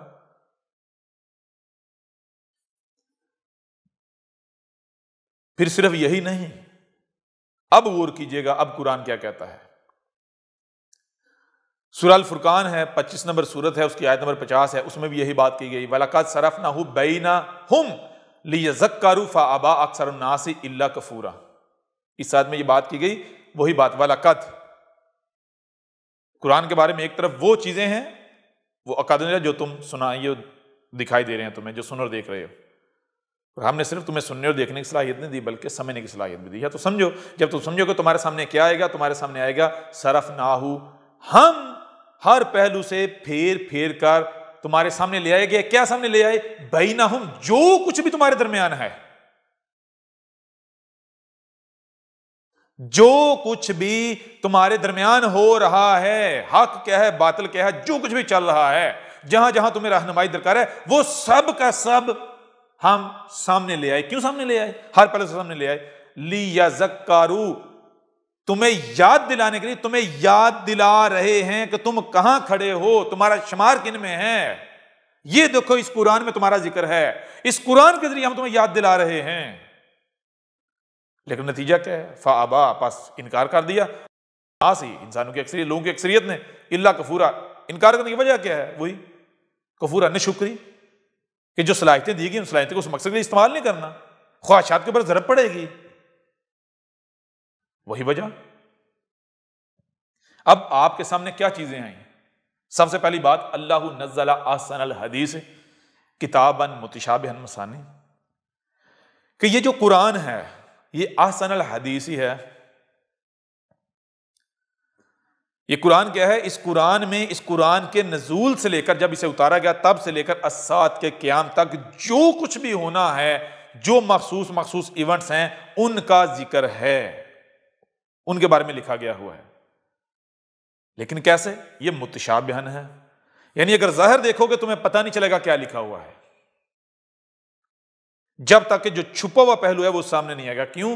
ہر شے سے اس کا جوڑا خلق کیا ہے، تو اس قرآن کا بھی اس سے جوڑا ہے، ایک اس کا ظاہر ہے، دوسرا باطن، کیونکہ رب العالمین کا جو بھی کام ہے اس کا ایک ظاہر ہے، ایک باطن، دو پہلو ہیں۔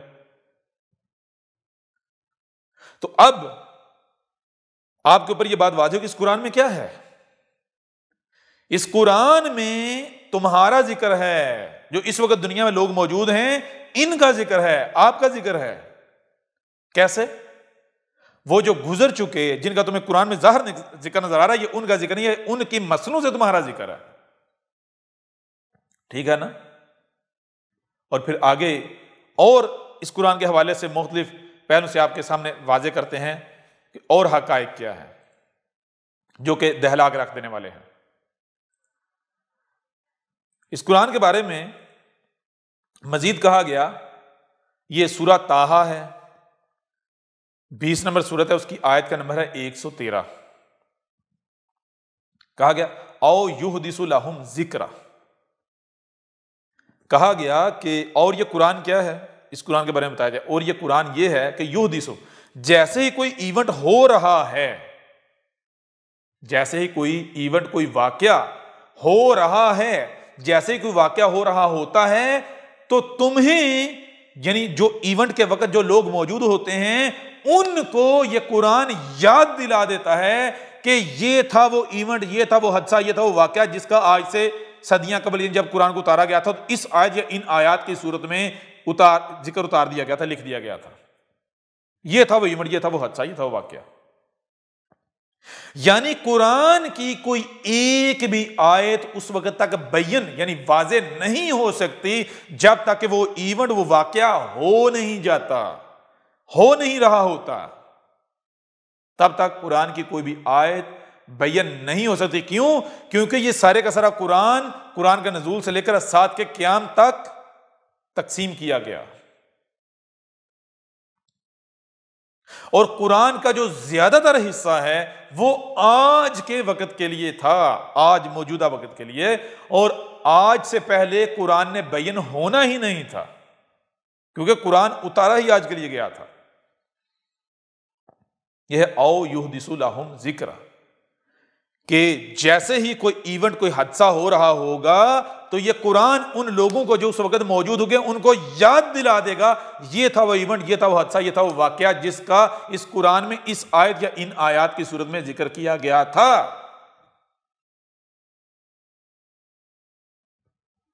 یہی بات ایک اور پہلو سے اس قرآن میں سامنے لا رکھی گئی.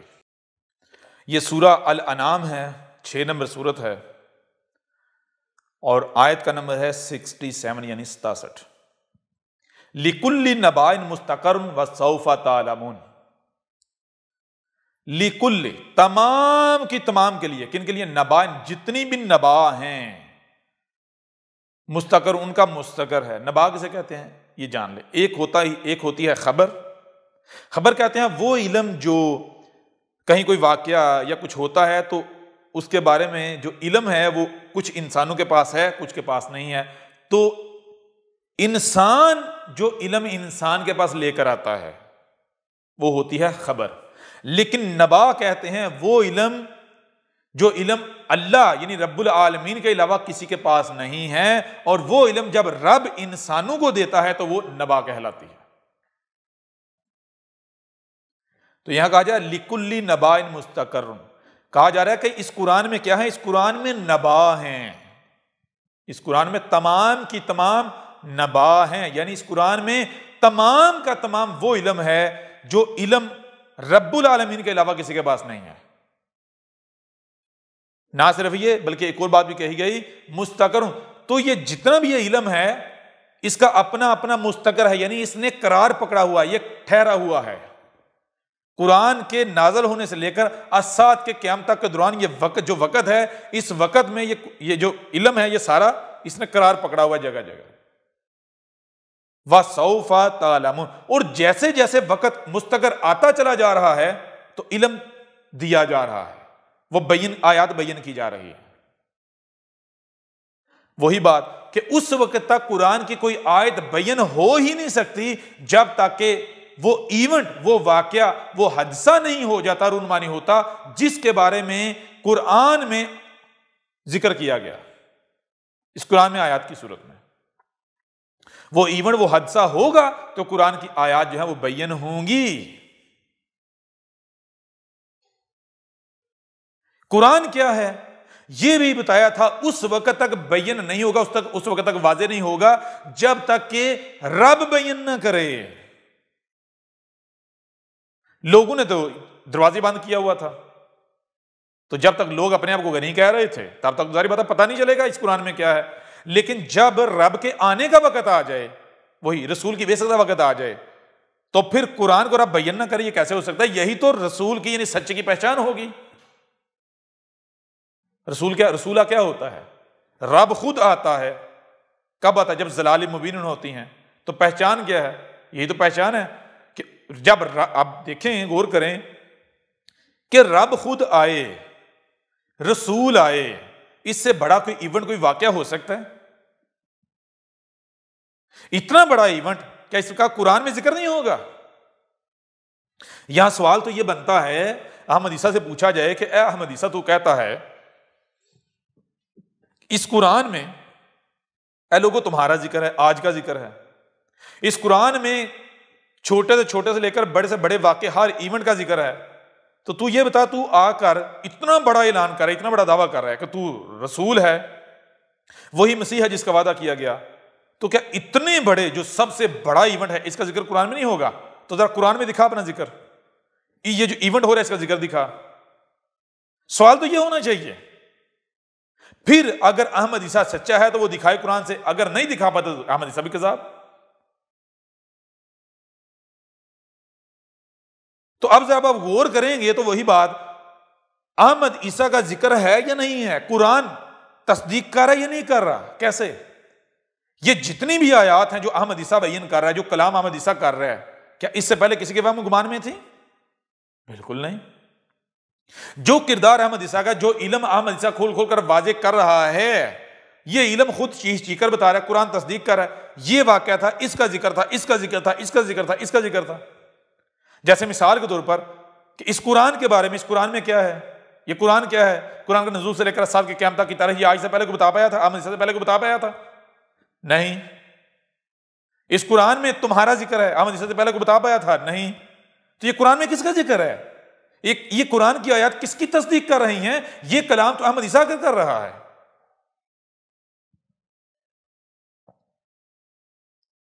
اب غور کیجئے گا یہ ساری باتیں آپ کے سامنے رکھنے کا مقصد اور وجہ کیا تھی؟ یہ ساری باتیں آپ کے سامنے رکھنے کا مقصد اور وجہ یہ تھی کہ مسیح کا آنا کیا کچھ چھوٹا ایونٹ ہے؟ چھوٹا ایونٹ تھا؟ جب اس قرآن میں چھوٹے سے چھوٹے واقعے سے لے کر بڑے سے بڑے واقعے کا ذکر ہے تو اتنے بڑے اتنے اہم واقعے ایونٹ کا ذکر نہیں ہوگا؟ کیسے ممکن ہے؟ تو مرزا غلام قادیانی الخنزیر اگر سچا تھا تو قرآن کو اس کی تصدیق کرنی چاہیے، قرآن میں اس ایونٹ کا ذکر ہونا چاہیے۔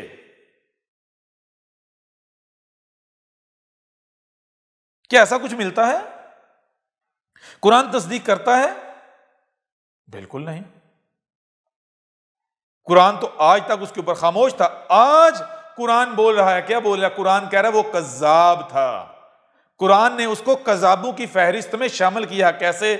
مثال کے طور پر جب آپ کے اوپر واضح ہو گیا کہ اس قرآن میں اساطیر الاولین نہیں بلکہ الاولین کے مسئلوں سے آج کا ذکر ہے تو ذرا غور کیجئے گا۔ قرآن میں نوح کا ذکر ہے۔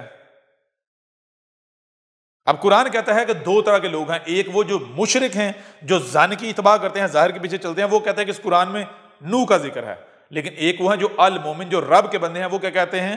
رب کا کہنا کیا ہے؟ رب کا کہنا یہ ہے کہ یہ نوح کا ذکر نہیں ہے، بلکہ نوح کو تو ہم نے گزرا ہوا کر دیا، یہ نوح کی نسل سے تم میں آنے والے رسول کا ذکر ہے، عیسیٰ، احمد عیسیٰ کا ذکر ہے، اس مسیح کا ذکر، اس رسول کا ذکر جس کا بھیجے جانے کا تم سے وعدہ کیا گیا تھا۔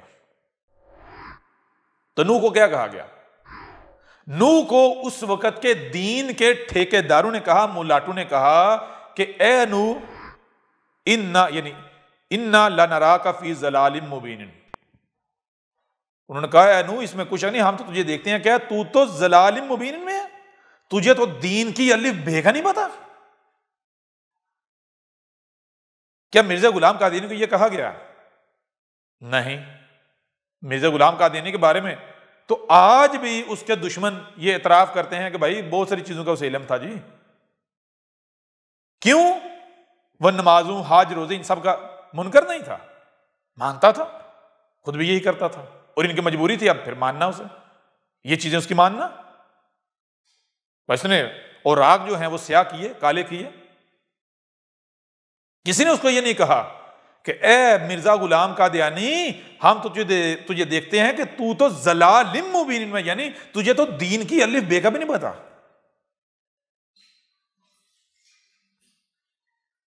پھر مزید آگے بڑھے، قرآن میں جتنے رسولوں کا بھی ذکر کیا گیا ہے، کیا ذکر کیا گیا ہے؟ ان میں سے ہر ایک کو اس تہمت کا، ملامت کا سامنا کرنا پڑا کہ تو کیا ہے؟ ان انت الا من الکاذبین، تو نہیں، اگر تو ہے تو کیا ہے؟ تو جو سچے جو آتے ہیں، سچے کے آنے سے پہلے جو کذاب آتے ہیں، تو ان میں سے ایک کذاب ہے۔ کیا مرزا غلام قادیانی کو اس چیز کا سامنا کرنا پڑا؟ نہیں۔ کیوں نہیں؟ کیونکہ مرزا غلام قادیانی خود اپنے لٹریچر میں، روحانی خزائن میں یہ لکھتا ہے کہ اے لوگوں، میرے سچے ہونے کی پہچان کیا ہے؟ میرے سچے ہونے کی پہچان یہ ہے کہ مجھ سے پہلے کسی نے یہ دعویٰ نہیں کیا، مسیح موعود ہونے کا دعویٰ صرف میں نے کیا ہے، اس وجہ سے میں سچا ہوں۔ تو جو سب سے پہلا دعوے دار ہے اس کو کیسے کہا جائے گا کہ جو سچے کے آنے سے پہلے کذاب آتے ہیں تو ان میں سے کذاب ہے؟ کیسے کہا جائے گا جو ہے سب سے پہلا؟ قرآن اسے کہاں کھڑا کر رہا ہے؟ قرآن کہہ رہا ہے جان لو سچے کے آنے سے پہلے کذاب آتے ہیں، ان کذابوں کے آنے کی وجہ سے ہی سچے کو اس چیز کا سامنا کرنا پڑتا ہے کہ تو جو کذاب آتے ہیں ان میں سے کذاب ہے۔ تو جس کے پہلے کوئی آیا ہی نہیں وہ سچا ہو سکتا ہے؟ قرآن کہہ رہا ہے پہلے کذاب آتا ہے۔ ہاں، قرآن میں مرزا غلام قادیانی کا ذکر ہے، کس صورت میں؟ قرآن کہہ رہا ہے کہ وہ جو کذاب آتے ہیں ان میں سے کذاب تھا، بڑا کذاب، رب کے دشمنوں میں سے بڑا دشمن، جس کی وجہ سے سچے کو اس تہمت کا، ملامت کا سامنا کرنا پڑے گا، اور سامنا کرنا پڑ رہا ہے کہ سچے کو کہا جا رہا ہے کہ جو کذاب آتے ہیں سچے سے پہلے تو بھی ان میں سے کذاب ہے۔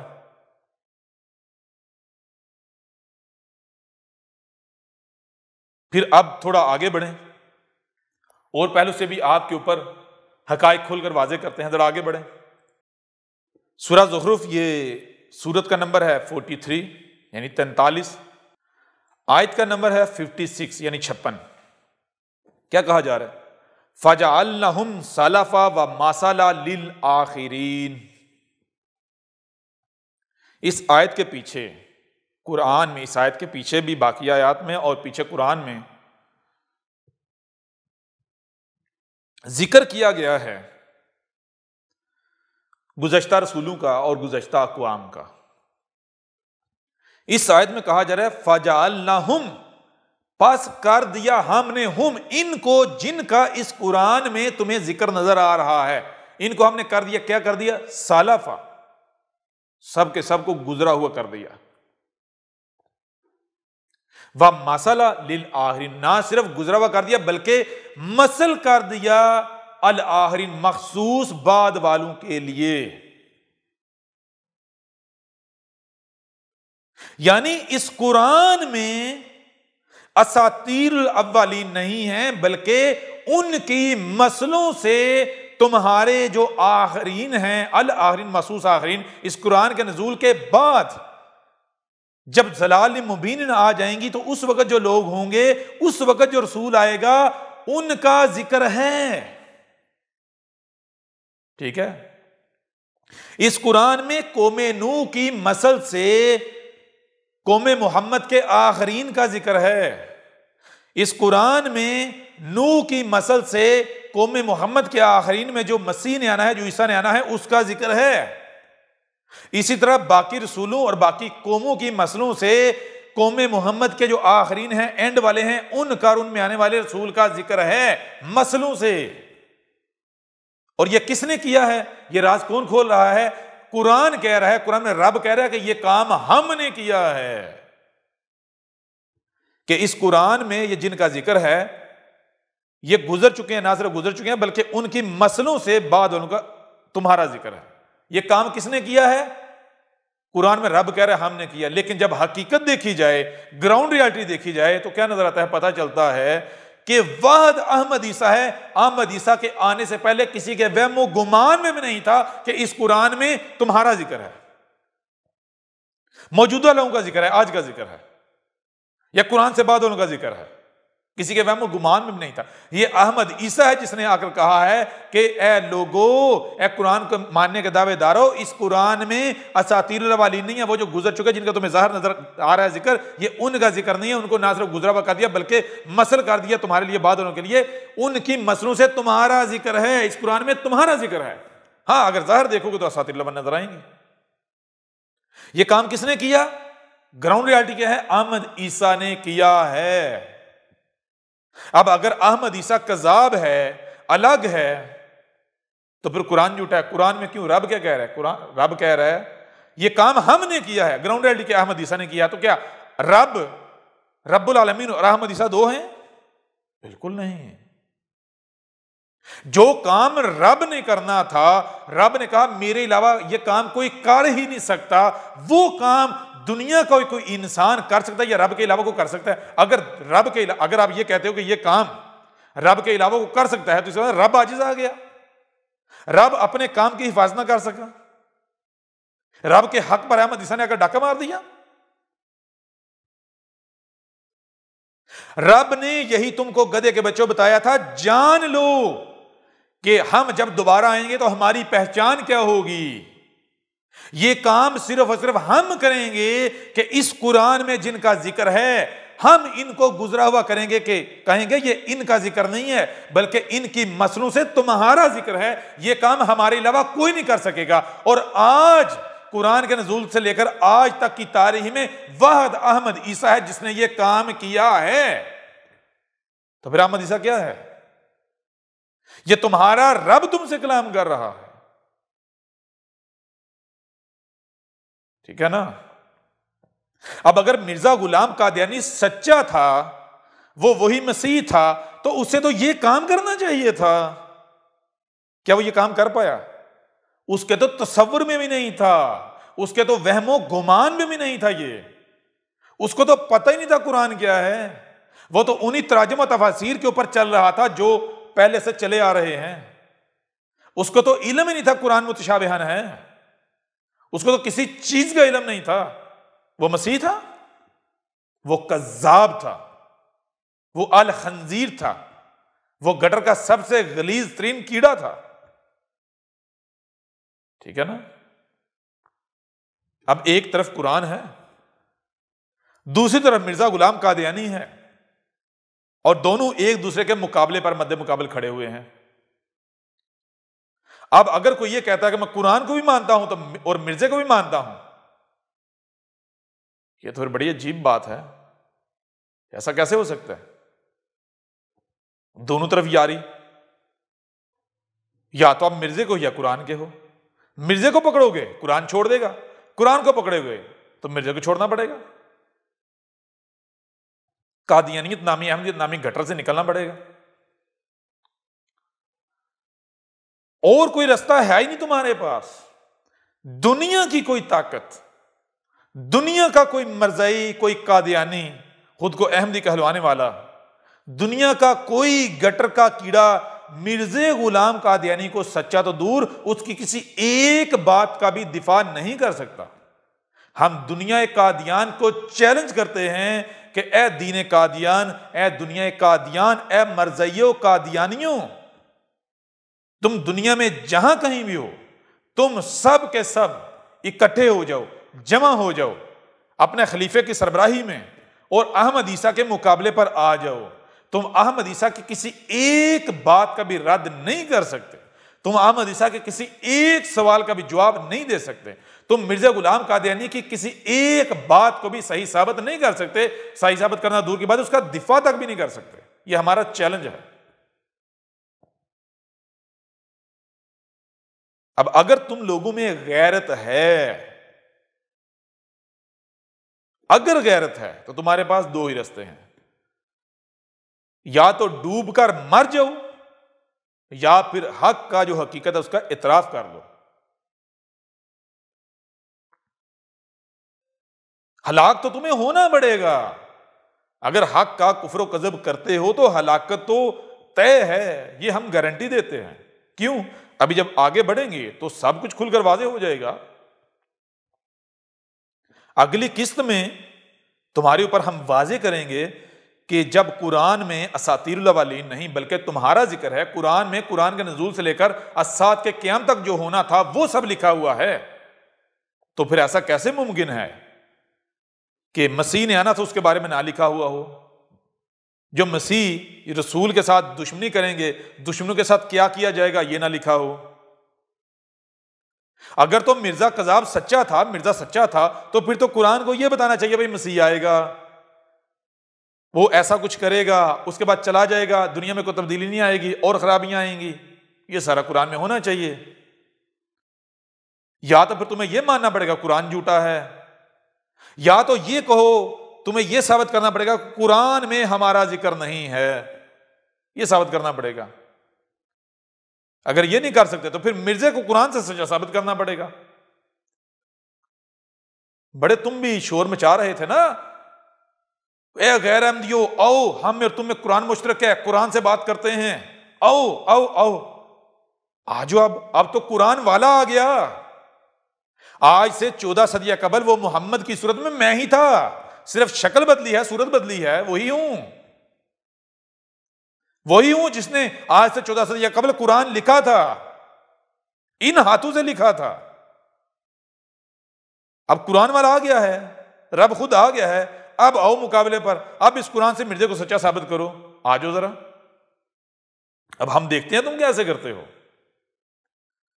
پہلے تم جو مینڈے کی طرح چھلانگے مار رہے تھے، کیوں مار رہے تھے؟ کیونکہ تمہیں پتا تھا تمہارے مقابلے پر بھی ویسے ہی نا، تمہارے جیسے کذاب، مشرک، فرقہ پرست، تمہیں پتا تھا ان کی یہ کمزوریاں ہیں، ہم ان کی کمزوریوں پر وار کریں گے تو وہ آگے سے بھاگ جائیں گے.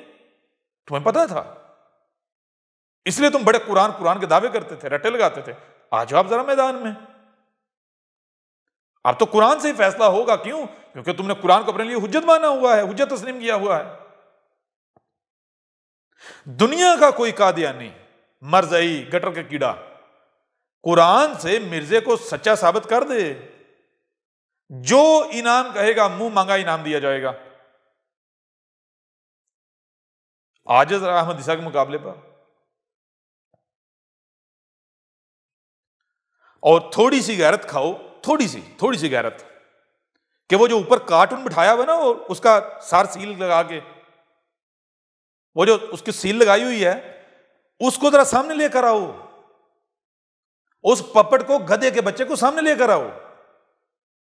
وہ جو تمہارا سربراہ ہے، ٹھیک ہے نا، اس کو لاؤ ذرا احمد عیسیٰ کے مقابلے پر.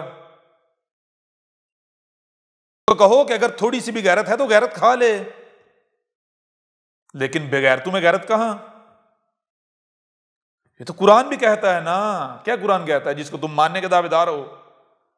وہ کہتا ہے دوسروں کا مال کھانے والے غیرت مند ہو ہی نہیں سکتے. لوگوں کو دھوکے سے، دجل سے، فراڈ سے لوٹنے والے غیرت مند ہو ہی نہیں سکتے. مرزا غلام قادیانی کے نام پر مولوی نور الدین کی نسل غیرت مند ہو، کیسے ممکن ہے؟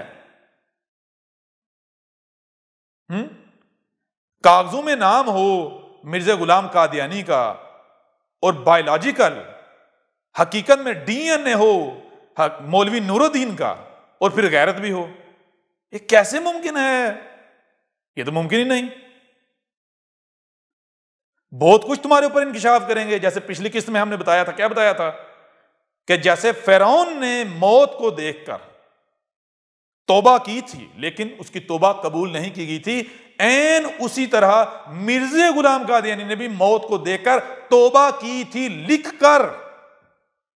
اس نے کہا تھا میں مانتا ہوں میں کذاب ہوں، میں مجرم ہوں، لیکن اس کی توبہ قبول نہیں کی گئی تھی. اور ہم نے تمہیں کہا تھا ہم ثبوت پیش کریں گے، آگے چل کے ثبوت آئیں گے، اور دنیا کا کوئی قادیانی غلط ثابت نہیں کر پائے گا. ایسے ثبوت ہم سامنے لے کر آئیں گے. ایسے ہی اس قسط کے آخر میں ہم تمہیں ایک اور خوشخبری دیتے ہیں. اب خوشخبریاں سمیٹتے جاؤ اور اینڈ پر جو ہے تمہیں ثبوت دیے جائیں گے خوشخبریوں کے. اس قسط کے آخر میں ہم تمہیں خوشخبری دے دیتے ہیں کہ یہ جو خود کو مرزا غلام قادیانی کی نسل کہلوا رہے ہیں نا، یہ کاغذوں میں تو مرزا غلام قادیانی کی نسل ہیں، لیکن ڈی این اے کس کا ہے؟ یہ ڈی این اے ہے مولوی نور الدین کا. مولوی نور الدین کا، جو اصل ماسٹر مائنڈ تھا اس کلٹ کا. ٹھیک ہے نا؟ یہ بھی ہم ثبوت دیں گے. اور دنیا قادیان کو چیلنج ہے، رد کر کے دکھائے. اگر کسی کو شک ہے تو آج انسان اتنا آگے جا چکا ہے کہ وہ ڈی این اے سے پروو کر سکے، ڈی این اے سے پتا چلا سکے کہ کون کس کی نسل ہے. ٹھیک ہے نا؟ یہ تو مسئلہ ہی کوئی نہیں. لیکن خوشخبری تمہیں دے دی، خوشخبری تمہیں دے دی کہ مرزے کے نام پر نسل ہو نور الدین کی اور غیرت ہو. یہ کیسے ممکن ہے؟ یہ تو ممکن ہی نہیں ہے. اس لیے مولوی نور الدین کی جو ذریت ہے وہ احمد عیسیٰ کا سامنا کر پائے. وہ جو تمہارے اوپر کارٹون ہے، پپٹ، وہ احمد عیسیٰ کا سامنا کر پائے. یہ کیسے ممکن ہے؟ اور یہ تو ممکن ہی نہیں. جس دن اس نے احمد عیسیٰ کا سامنا کیا، سمجھو سورج رک جائے گا، سورج نہیں طلوع ہوگا. ٹھیک ہے نا؟ جان لو یہ تمہارا رب تم سے کلام کر رہا ہے. اب تمہیں نشان عبرت بنائے جانے کا وقت آ چکا. اے دین قادیان، اے دنیا کے غلیظ ترین گٹر، اس گٹر کے کیڑوں، کان کھول کر سن لو. اب کوئی کذاب نہیں ہے. یہ آج تک تم پھدکتے رہے، اچھلتے رہے. کیوں اچھلتے رہے؟ کیوں پھدکتے رہے؟ صرف اور صرف اس وجہ سے کہ تمہارے مقابلے پر تمہارے ہی جیسے مشرک تھے. ٹھیک ہے؟ کیونکہ ہمارے آنے کا وقت نہیں ہوا تھا. اب آج جب ہمارے آنے کا وقت آ گیا ہے تو تم ہمارا نام مزید استعمال نہیں کر سکتے. تم ہمارے نام پر دنیا کو الو نہیں بنا سکتے، ٹھیک ہے؟ اب تمہیں تمہاری اوقات دکھائی جائے گی، اب تمہیں نشان عبرت بنایا جائے گا، اب تمہیں جوابات دینے پڑیں گے۔ اب ہم دیکھتے ہیں کیسے جوابات تم نہیں دیتے۔ قرآن اٹھا کر دیکھو ذرا، قرآن کھول کر دیکھو، قرآن کیا کہتا ہے؟ ابھی تمہارے اوپر واضح کر دیا کہ قرآن میں اساطیر الاولین نہیں ہے، بلکہ الاولین کی مصنوع سے تمہارا ذکر ہے، آج کا ذکر ہے۔ نوح جو آیا تھا، ہود آیا تھا، صالح آیا تھا، شعیب آیا تھا، ابراہیم آیا تھا، لوط آیا تھا، موسیٰ آیا تھا، تو ذرا بتاؤ اس وقت کیا ہوا تھا؟ مقابلے پر کون تھے؟ کیا وہ کامیاب ہوئے تھے؟ اگر وہ کامیاب ہو گئے تھے تم بھی کامیاب ہو جاؤ گے۔ اگر اس وقت ہم نے اپنے رسولوں کو بھیج کر ان کو لاوارث چھوڑ دیا تھا تو آج بھی لاوارث چھوڑ دیں گے۔ لیکن کیا قرآن تمہیں بتاتا ہے ہم نے لاوارث چھوڑ دیا تھا؟ ذرا اٹھاؤ قرآن، پرولو اسے، تلاش کرو اس میں کہ جب ہم نے نوح کو بھیجا تھا تو نوح نے جن کے اوپر حق واضح کیا تھا، جن کی طرف بھیجا تھا، انہوں نے جب نوح کا کفر و کذب کیا تھا تو کیا ہم نے نوح کو لاوارث چھوڑ دیا تھا؟ اور اپنے رسول کی تحقیر کرنے والوں کو، گستاخی کرنے والوں کو، توہین کرنے والوں کو ایسے ہی آزاد چھوڑ دیا تھا؟ اگر تو اس وقت چھوڑ دیا تھا آج بھی چھوڑ دیں گے۔ جب ہم تمہیں یہ کہتے ہیں کہ اللہ اور رسول میں فرق نہ کرو، اللہ الگ نہیں ہے، رسول الگ نہیں ہے، رسول کو گالی اللہ کو گالی، رسول کی توہین اللہ کی توہین، رب العالمین کی توہین، رسول کے ساتھ دشمنی، رب العالمین کے ساتھ دشمنی، تو کیا تمہیں رب کو بے غیرت سمجھا ہوا ہے؟ رب بے غیرت نہیں ہے، رب سے بڑھ کر غیرت مند کوئی ہے ہی نہیں۔ لہذا جان لو، اگر اس وقت ہم نے اپنے دشمنوں کو، جن کو ہم نے کھول کھول کر متنبہ کیا تھا، عین اسی طرح جیسے آج متنبہ کر رہے ہیں، ان کو آزاد چھوڑ دیا تھا تو تمہیں بھی آزاد چھوڑ دیا جائے گا۔ لیکن اگر ہم نے اس وقت بھی نشان عبرت بنایا تھا، نہ صرف نوح کے وقت بلکہ ہود کے وقت، صالح کے وقت، شعیب کے وقت، لوط کے وقت، ابراہیم اور موسیٰ کے وقت، تو آج بھی ہمارا قانون بدلنے نہیں والا، ہماری سنت تبدیل نہیں ہونے والی۔ کان کھول کر سن لو، ہم وہی ہیں جو نوح کی صورت میں آئے،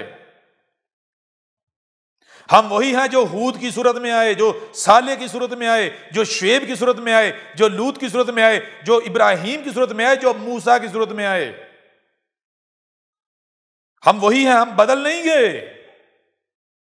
نہ صرف ہم وہی ہیں بلکہ ہماری سنت بھی وہی ہے، ہمارا قانون بھی وہی ہے۔ تم ہماری سنت میں، ہمارے قانون میں، ہمارے طریقے میں ایک رائی برابر بھی تبدیلی نہیں پاؤ گے، رائی برابر بھی اونچ نیچ ہیر پھیر نہیں پاؤ گے۔ یہ آج ہم تمہیں دکھائیں گے، تمہیں تمہاری انہی آنکھوں سے دکھائیں گے جو تمہارے کھوپڑ میں ہم نے سجائی ہوئی ہیں۔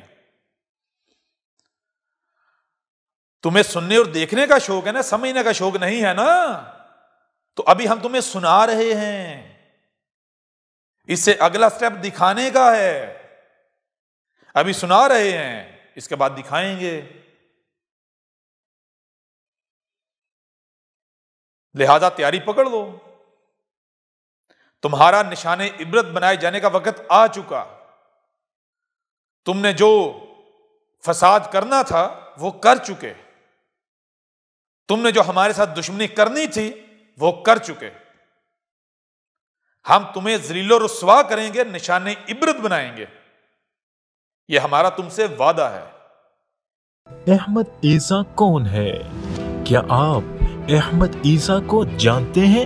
احمد عیسیٰ وہ ہے جس نے ان باتوں پر سے پردہ اٹھایا ہے جس پر آج ہر کوئی اختلاف کر رہا ہے۔ हक और बातिल की पहचान अब इंतहाई आसान। आज ही अल किताब को डाउनलोड करें। मजीद वीडियोस के लिए अहमद ईसा के यूट्यूब चैनल को विजिट करें